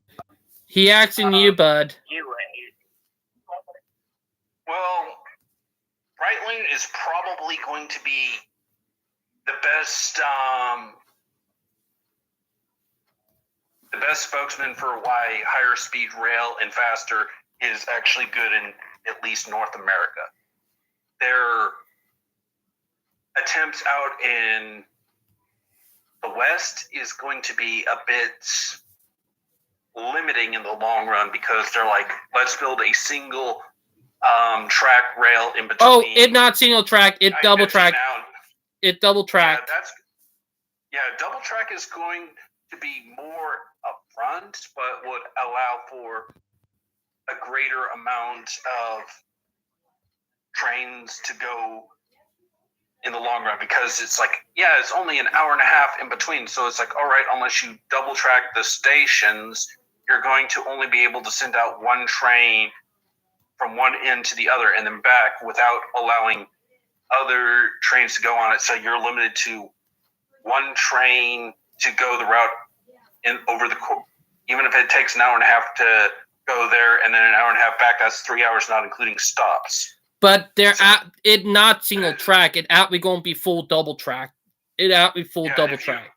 If you full double track it, even if you're like, all right, what's the maximum number of trains you can go on it? Let's say 40 an hour. That's one every 90 seconds. So it's like, all right, we have a full train. Let's say 500 people. Okay, do the basic math. That's 20,000 people per direction per hour. Good, Michael. If you look at the Department of Transportation, almost every single state in the United States has their own individual one, and they all have similar numbers. It's about 1,800 vehicles per highway lane. So it's, you do the math, and that's like 6 to 8 lanes per direction for each track, just to have a comparable, because you're going to assume 1.1 people per car. So it's like, all right, you need to have 6 to 8 lanes per direction for each track. So it's like, are we going to have a 12 to 16 lane highway each direction to make up a double track of trains? You can make that argument. Mm-hmm. That's just to maintain the same number of people per direction per hour. But if you want to double the people sending each direction, you either have twice as many people in the cars or twice as many lanes. Well, The trains are one train hooked up to another set of trains. well, they done confirmed it actually going to be double track. It not single track. They done said not single, but double track. They done said that it's going to be full double track. They're not doing a single track they're doing double track all the way. Then that would have been announced probably more recently, because they were still unsure when I checked about a month ago. Mhm. So it must have been more recently, and I haven't heard that information. Oh, speaking of that, I'm going to tell you something funny. You remember when I always talked about it on Dimitri live stream, that when I said I'll be on it. I always said that when Brightline opened from Miami to Orlando, it will cause a shitstorm with the airlines. And funny thing, I remember you said that. funny thing is, I'm right. Like, No, what you said is going to be just a minor taste. Once they actually expand it from Orlando down to Tampa, and then the expansion up to Jacksonville, that's when it's really going to start kicking off. I know, but we're already seeing a little taste at the shitstorm that the airlines are freaking out over. Like, literally, we have a couple of friends who live down in Orlando and Miami, and they're saying that some of the airline attendant, the people who work at the airport, some of them are already quitting the Miami to Orlando route. Already quitting. Other people are getting, to like other routes, like Orlando to, not Tampa, but technically, Tampa, and Orlando to all the other cities up north. And there are already people who used to take the plane who are out quitting and taking the train now. Yeah, once you realize that the difference between the speeds of the train and the plane will tell you roughly how far it would go before the plane overtakes them. As the speed of the train increases, that just increases the effective area of the train. But once you realize that the faster you go on a train, the more it will cost, you really go over in price points around about 200 miles an hour on a train compared to a plane. But at that speed, you're still talking about 500-600 miles of raw distance. I know. So that's the most the way across Texas, or basically halfway from Houston up to Milwaukee. So you'd probably be around Kansas City area. So once you realize that, it comes to the realization of, all right, you electrify the trains. All right, then you get your electrical power grid situated, and all right, you're going to take a small plane from Denver to this small little ski town in the mountains, and it's going to cost you more to go from Denver to that ski town than it did to fly halfway across the country. It's like, all right, why not just take the train, and it costs less than the bus ride there, and you get there in less time than the plane. Once that happens, airlines that'll realize there are small little routes that they are obligated to take by law in order to maintain their more profitable lines. It's like, all right, we eliminate all these smaller routes, which is costing us massive amounts of money, which makes those airlines more profitable. And it's like, all right, you want to stay in business, you have to keep these routes, but you can't charge that same amount. So the cost on those very profitable routes will go down. So airline travel will become less expensive as train travel starts to improve again.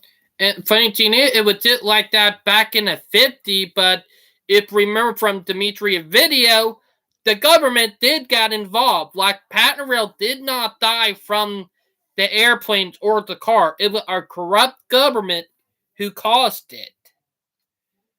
Like, well, it was a dying industry that they allowed to die instead of saying, all right, how can we make things better? All right. Because once you look into the actual financial side, it's like, all right, here's $1. You go to a retail shop, 1 to 4 cents ends up in profit. But when you go into, say, trains, it's like, all right, that's 15 to 20 cents for freight rail and 20 to 23 cents for passenger rail. But Dmitry, when he did a video back about 7 years ago, he actually pointed out what really happened. Like, the government deliberately took money from the railroad and gave it to their competition, and it made their competition tax-free. That was one of the reasons why. There are hundreds of reasons why. It's just, it was death by 1,000 cuts, and when the government took the money away, it was just the last nail in the coffin. Mm-hmm. And now our generation is paying the price for their stupidity, you know? Yeah, well, the good news is that issues can be resolved. The bad news is, based on current build-out rates and all that stuff, even if all the laws and regulations that are needless and don't need to be there are removed and the tax code is simplified, it's still going to be a 15, 20-year build-out, assuming we started tomorrow. Oh, yeah, and that for sure. And you're going to have an uphill... 30 years is probably going to be a more realistic number, assuming everyone started at the exact same time. If it starts building in one place and then builds in another place a few years later, and then it starts slowly going out from there, it's probably going to look closer to 40 to 50. Mm-hmm. We'll all be in our 70s, maybe even 80s by the time we get... Well, it's sad, but at least it'll be there for the future generations, you know? Yeah, the problem is how long it takes to build out. It's basically planting a tree whose shade you'll never sit beneath. So if you want the benefit to happen within your lifetime, you have to say, all right, here's going to be the cost, and here's how we can make it cheaper, here's how we can improve it, and here's how we're going to go ahead. And if we don't take this decision today, we're only delaying this decision one generation, which means whichever generation decides to bite the bullet on it has less chance of actually seeing it fully played out. So more than likely it's gonna be Gen Z. I mean, hear me out. It's probably gonna be the millennial and Gen Z. Where our two generation are gonna be one who probably won't see it fully completed, you know? Yeah, the baby boomer generation got to see it in its last few years of glory before it died. And it was, I think it was Generation X that got to witness what happened without it, and then saw the rise of the automobile and stuff. It's like every generation is for rail except many of the people in government and all your favorite NIMBYs. Like, let's be honest, the baby boomers and the Gen Xers were, and funny thing is, no one ever talked about the Gen Xer, and like, I wouldn't rip a new one with the Gen Xer because, to be honest, I think the Gen Xers are one of the worst generations because of all the stuff they did. Like, let's be honest, they're just as bad as the baby boomers. Well, generation has their own effects. even Gen Z. True. Yeah, well, the silent generation decided to fight a war, and then when they came home, they decided they wanted to build wealth. The only problem is, as they did so, they made decisions that were great in the moment, but hurt everybody else in the long run. Mm-hmm. And the baby boomers who didn't know anything else decided to continue on that tradition. And With, then the Gen X, they embraced it. well, Generation X being the smallest generation we've had in a long time, their power compared to all the other generations have been greatly diminished. So they're doing whatever they can to get back what wealth that the baby boomers decided to build off of, that kind of took out of their generation, which then, because Generation X felt jaded slightly because of that, whether valid or invalid, they took away from the wealth of the millennials, and now the millennials are feeling jaded from generations before then, and it's starting to affect the Gen Zers. But in order for the whole system not to collapse, everyone has to take a step back and say, all right, we need to make serious reforms. And unfortunately for the reformers, many of them are either A, not listened to, or B, listened to so poorly that they cannot actually get the reforms necessary. And once you look into what have happened throughout history and around the world, is whenever the reformers are not listened to, revolutions usually happen afterwards, and the reformers are seen as almost too conservative in the demands that they're giving. Mm-hmm. We saw this hit. Yeah, we can see this in 2020 right now, because in 2020, I remember, things were going up, like going upside down right now. You'll remember back in, the cancel culture, right? Oh, I see it on the daily. Yeah, I see it on daily too as well. I fear that there are some Gen Zers who don't know what is true or not in mainstream media. And mainstream media right now is they always say lies after lie after lie. You know what I'm saying? Mm. Yeah, pick a mainstream media outlet and play a game where you get to click the clicker every single time they say something right, and you're going to be sitting there without clicking for the next few hours.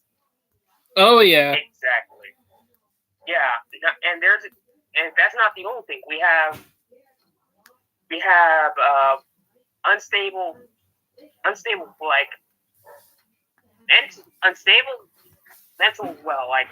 mentally unstable people using TikTok and whatever mainstream media there is out there. And let me be honest. Social media like Twitter, Facebook.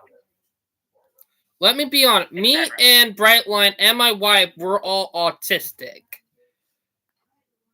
That I will bring up.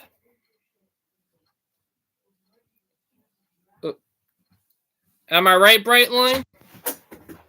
Yeah, you're absolutely right. But this is not what we're talking about. We're talking about the woke. Oh yeah, the woke.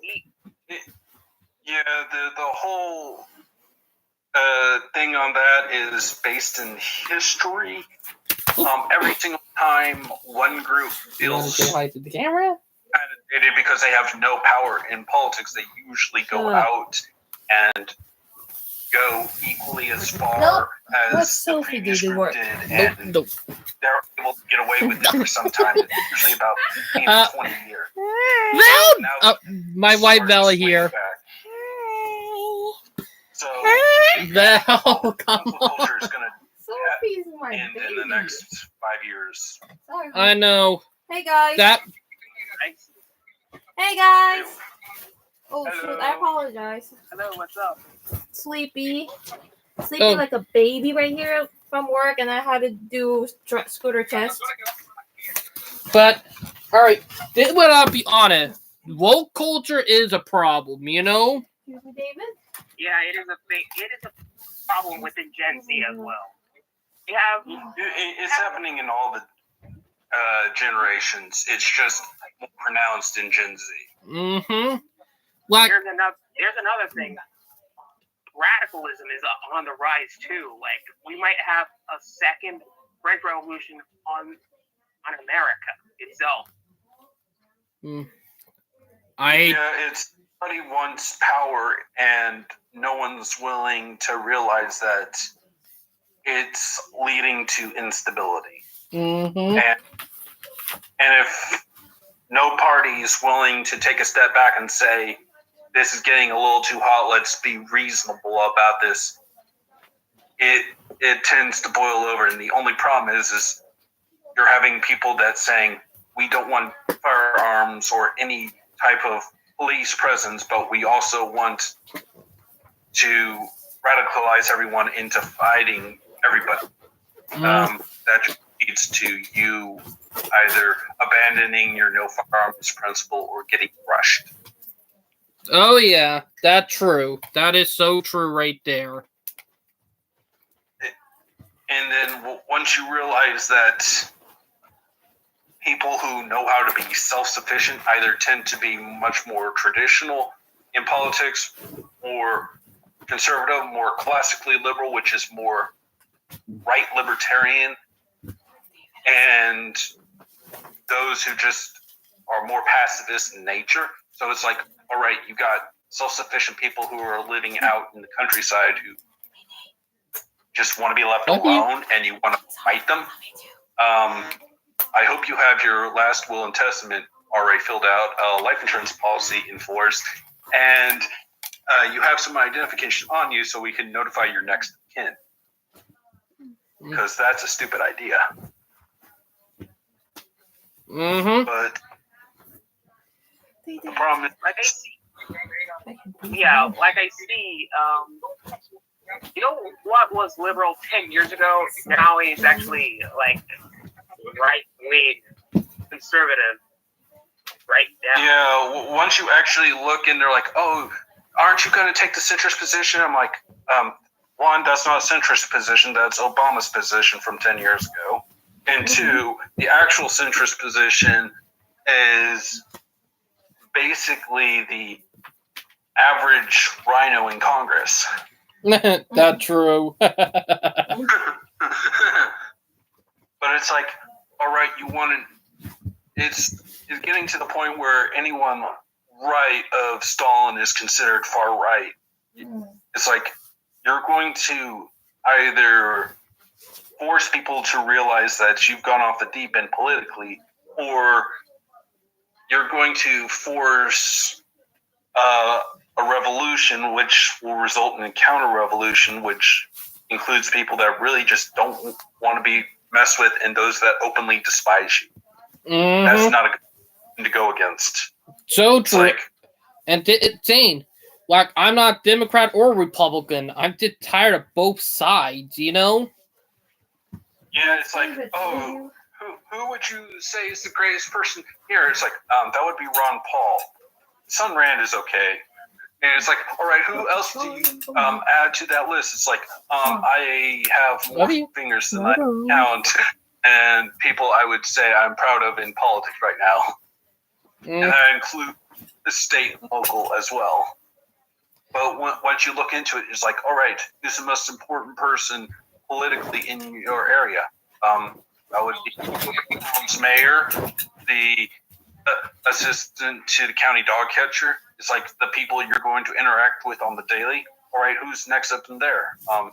You can count your county, but up from there would be your state. And then it would be federal government. But once you realize that politically, especially in the last 20 years, you're supposed to take that whole list, freeze it, and then just flip it on its head and say, that's how we're going to do everything from now on. It's like, okay, but you're taking an unstable situation and saying that that's normal. Eventually, that's going to collapse. Sorry. Yeah, right. That is true.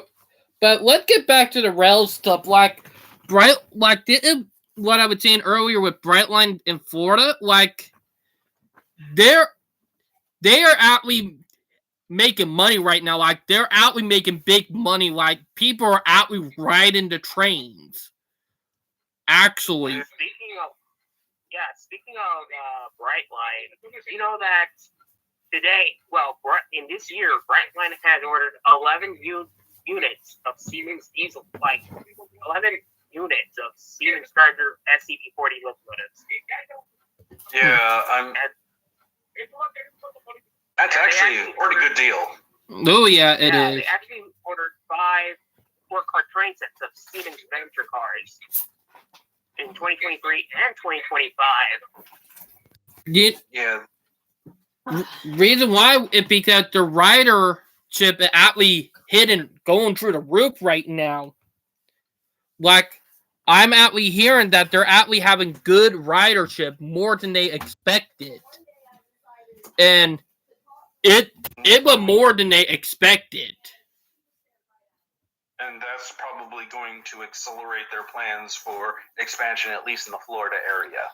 I know. Now, they will have problem with Disney World and Universal Cerebral, because both of them are trying to get Brightline to build a station on their properties. It kind of annoying, you know. Like, Universal Studio could be served by a shuttle train, you know. Yeah. And it did. Even Sorry. Even if they decide to get with the city of Orlando and then build out a decent metro system, since it has a high water table, it's probably going to be an elevated metro system. Would probably be overkill, but it would be helpful. With each of those places actually having a station would probably be the ideal situation. But that might be a little open. Maybe.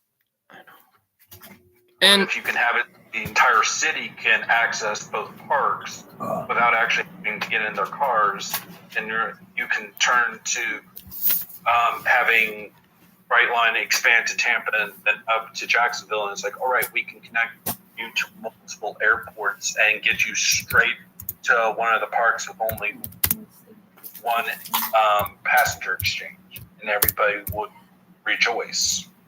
Oh yeah, and like, you have to fly into Orlando and then get a rental car to go to the parks. It's like, all right, let's change it. So you can fly into Miami, Orlando, Tampa, Jacksonville, West Palm Beach, and several other smaller cities that have their own airports. It's like, all right, which one of these airports have the best flights for where you're leaving from? Then you just take the train down. And it's like, all right, you got there cheaper, you got there faster, you got there more efficient. And you know, funny, Brightline is actually faster than the airline by 30 minutes. Yeah, and as that improves as they improve their service, it's gonna eat into the airline's market share, at least in that area, a lot. Mm-hmm. Like, we're already seeing the first step in the demise of the airlines when it comes to their short-haul flights. Yeah, which is why I've been advocating it, at least openly, on the main chat for there to simplify the laws and regulations so more companies can open up, just like Brightline. And it's like, all right, we're going to introduce higher speed train sets to pick your city pair. So it's like, all right, Chicago becomes its rail hub that it used to be. Mm-hmm. Basic half a century ago. So it's like, all right, you can fly to go. You can either go to Milwaukee, you can go to Detroit, you can go to Cleveland, you can go down to St. Louis or whatever, and you can choose, all right, do you want to take this service? Do you want to take this service? Do you want to take this service? Do you want to take Amtrak? Or do you want to fly? It's like, once you have so many options, it's like, all right, what's their price point differences? Oh, this company decided to electrify the rail. Oh, this company is paying part of the cost so that they can share on the electrified system. Mm-hmm. So you build up much faster. And at a good thing, too. Yeah, and if you can electrify the system so it's like, all right, ideally you have higher speed and faster trains on their segregated system. You have the regional passenger rails segregated on their system and freight systems on their segregated systems at best. And if you have to combine two, you combine the regional rail and the freight systems because they run at similar speeds, so they're less likely to get in each other's way. Then it's like, all right, you got the cost down, you got the systems up, and since you electrified the whole system, it's like, all right, BNSF, all right, Union Pacific, all right, Pennsylvania Railroad, all right.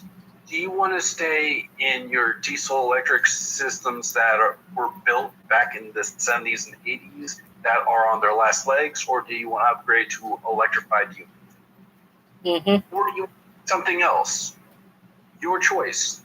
Then if you can change around the law so it's like, all right, just like you can have owner-operator freight trucks, why not have owner-operator electrified rail sets? So it's like, all right, you need 3 people to operate it, 8 hours for each person. It's like, all right, can you and 2 to 3 buddies get together and buy that electric rail set, even if it's used from Europe and transported over here? It's like, all right, you work 8 hours, you work 8 hours, you work 8 hours, and since you're the 4th guy in the group, you can decide which set you're going to take over for somebody else. So you can deal with filling out paperwork, you can deal with taxes and all that other stuff. And it's like, all right, you can now move multiple big rig trucks with a single train. So it's like, all right, you can hire those 20 trucks, or you can hire us and we can pull 10 double stack train cars, and we can do it for a less price than those 10 trucks. And that would be a big blow to the trucking here in the U.S. if they decide to do that, because let's be honest, we think the truck and the car are the be all end all and taking it superior when it really not, you know?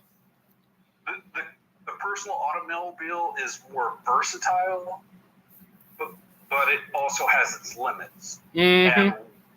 And it's like, all right, we're going to trade efficiency for versatility. All right, it works. All right, but you just got rid of a system. That's okay. All right, then that means everyone takes the versatility, and oh no, we're getting compounding failures.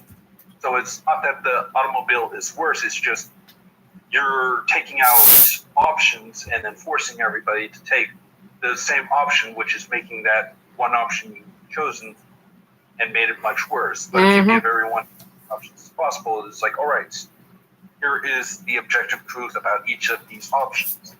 That is true. Everybody go home and do the calculations for yourself. If it's in your best interest to go with this option, do it. Do not punish any options because you personally like it or dislike it, or don't help any option that you like or dislike.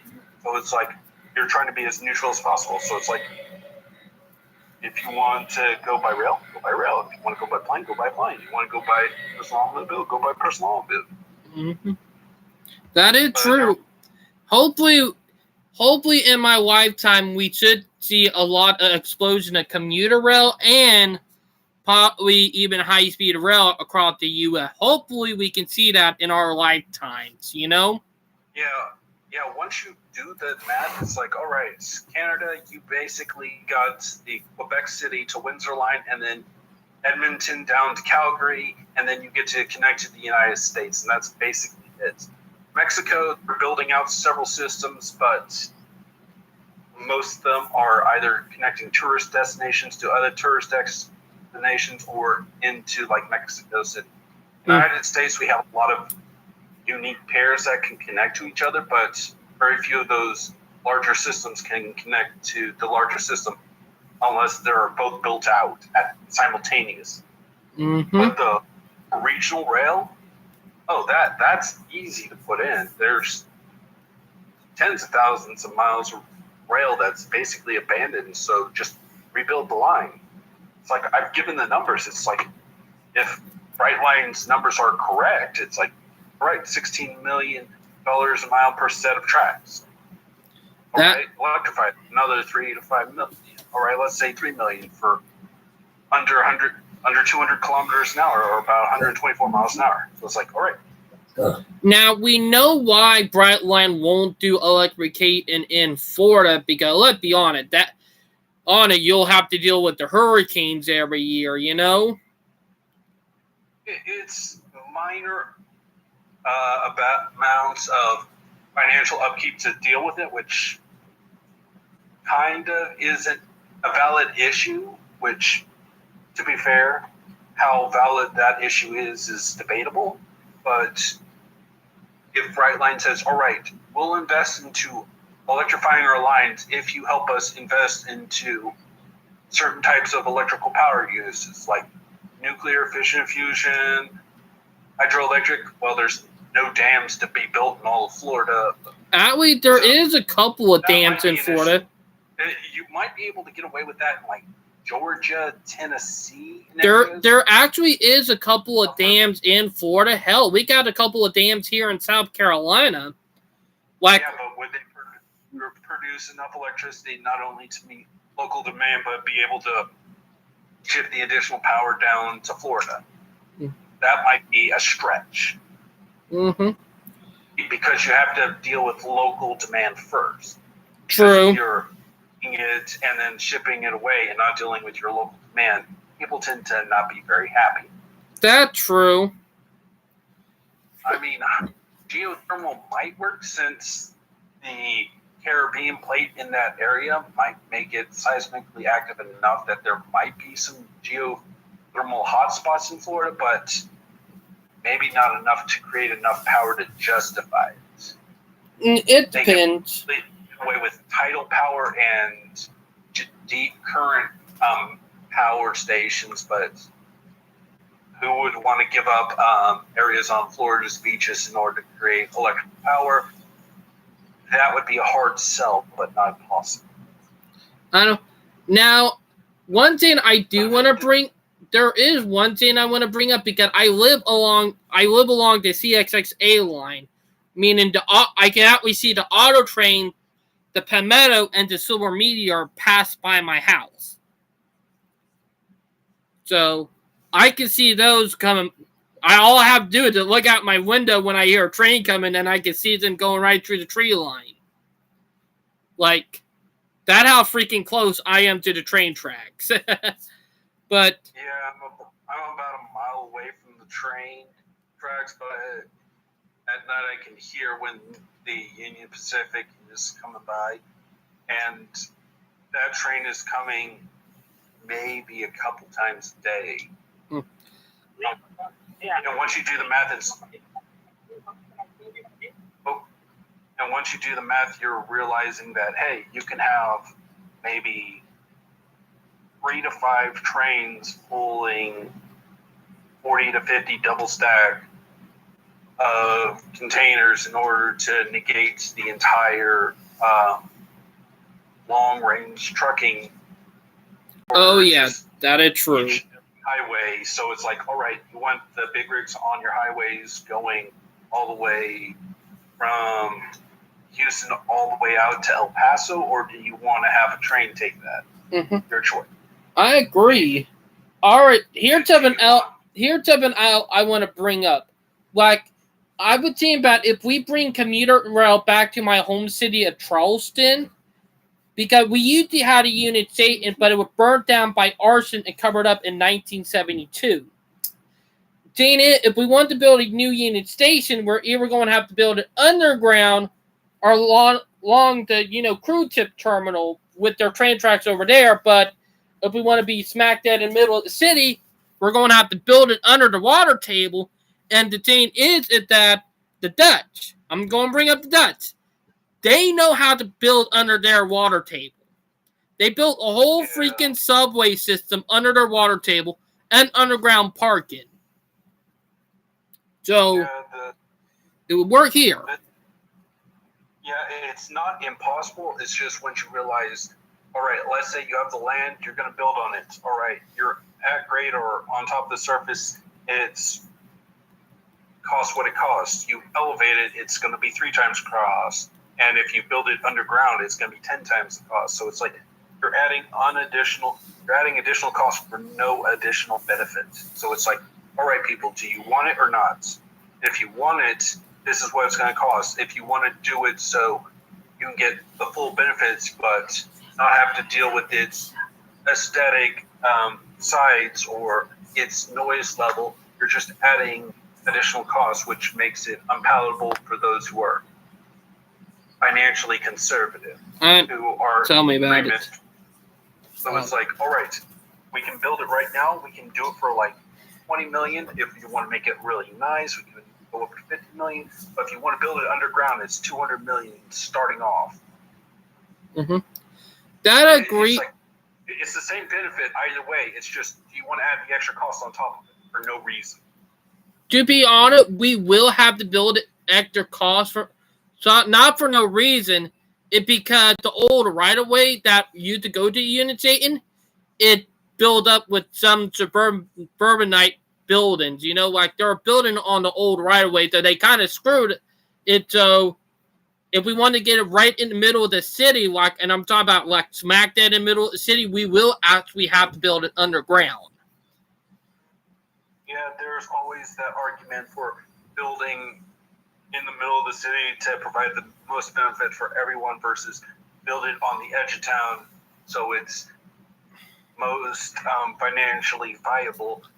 There's arguments either way, but then that gets down to that fun thing of saying, all right, do you want to spend more up front or do you want to spend more in the long run? That's true. Because and those are going to be your only two options. And once you run the numbers, it's like, all right, we can spend this much money and we won't have to worry about this ever again, or we can spend this much money plus this additional money on top of it. Mm-hmm. And Jane is, and I'll bring it up, the Amtrak Jane is not in downtown Charlton. It's in North Charlton, in one of the worst areas you could put a train station in. Because it's right near two rail yards, you got two railroad diamonds, you got so much switching, you got even a freaking intermodal yard that they actually use the Amtrak station platform track, the train, that the Amtrak train coming, they use it to switch out the train, so the trains that are switching actually use the platform. And literally, even to the intermodal facility, it's a crappy area and a crappy design.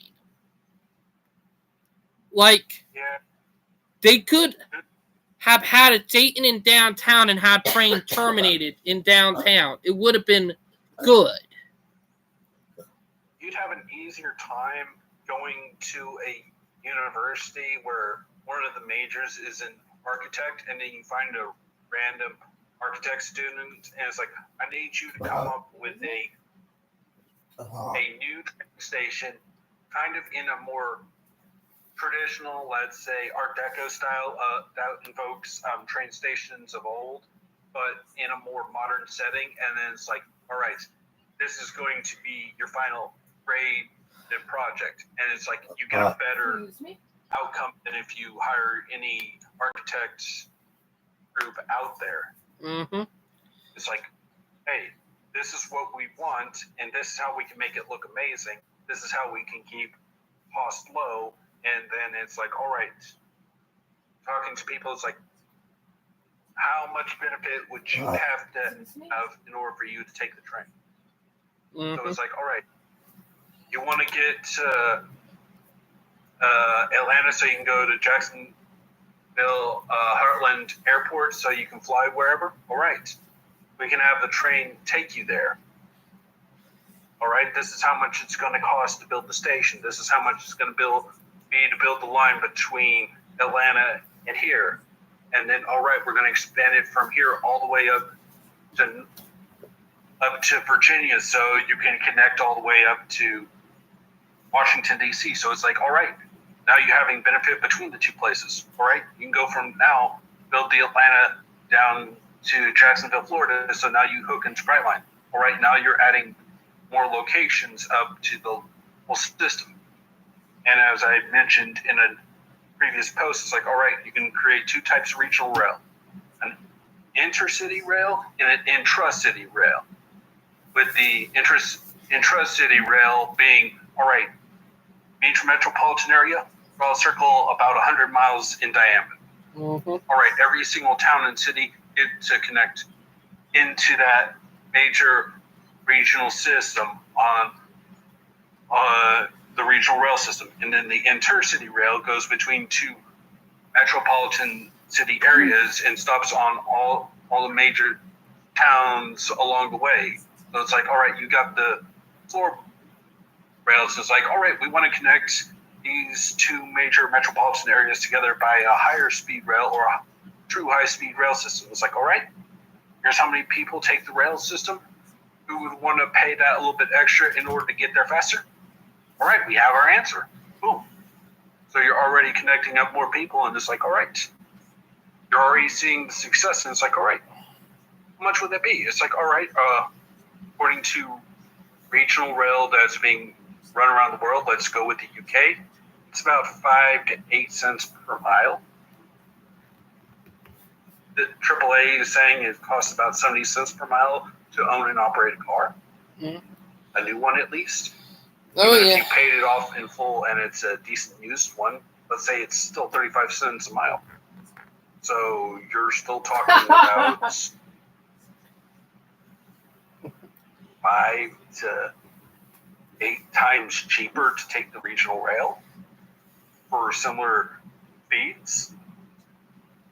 A lot of people who talk on having a very tight budget would look at that with glee, especially if the rail station is within walking station of their house and the next rail station is in walking station of their work. That is true, and we agree with that. But hopefully people start realizing it and using it, but I got to get ready to end the live stream real soon because my wife got to get ready for bed because she got work in the morning. Yeah, don't let me keep you too long. Mm-hmm. So y'all have a good night, and I'll talk to y'all later. Have a good one, guys. All right, bye. Bye. Later, guys. Later. All right.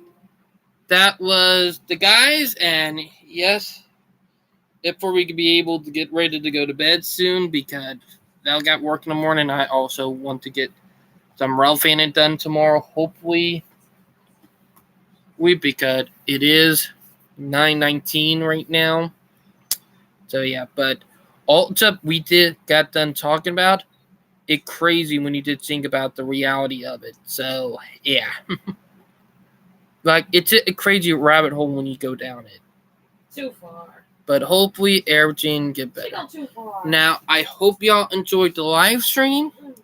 Please like and subscribe. I'll talk to y'all later. Bye guys, and have a night.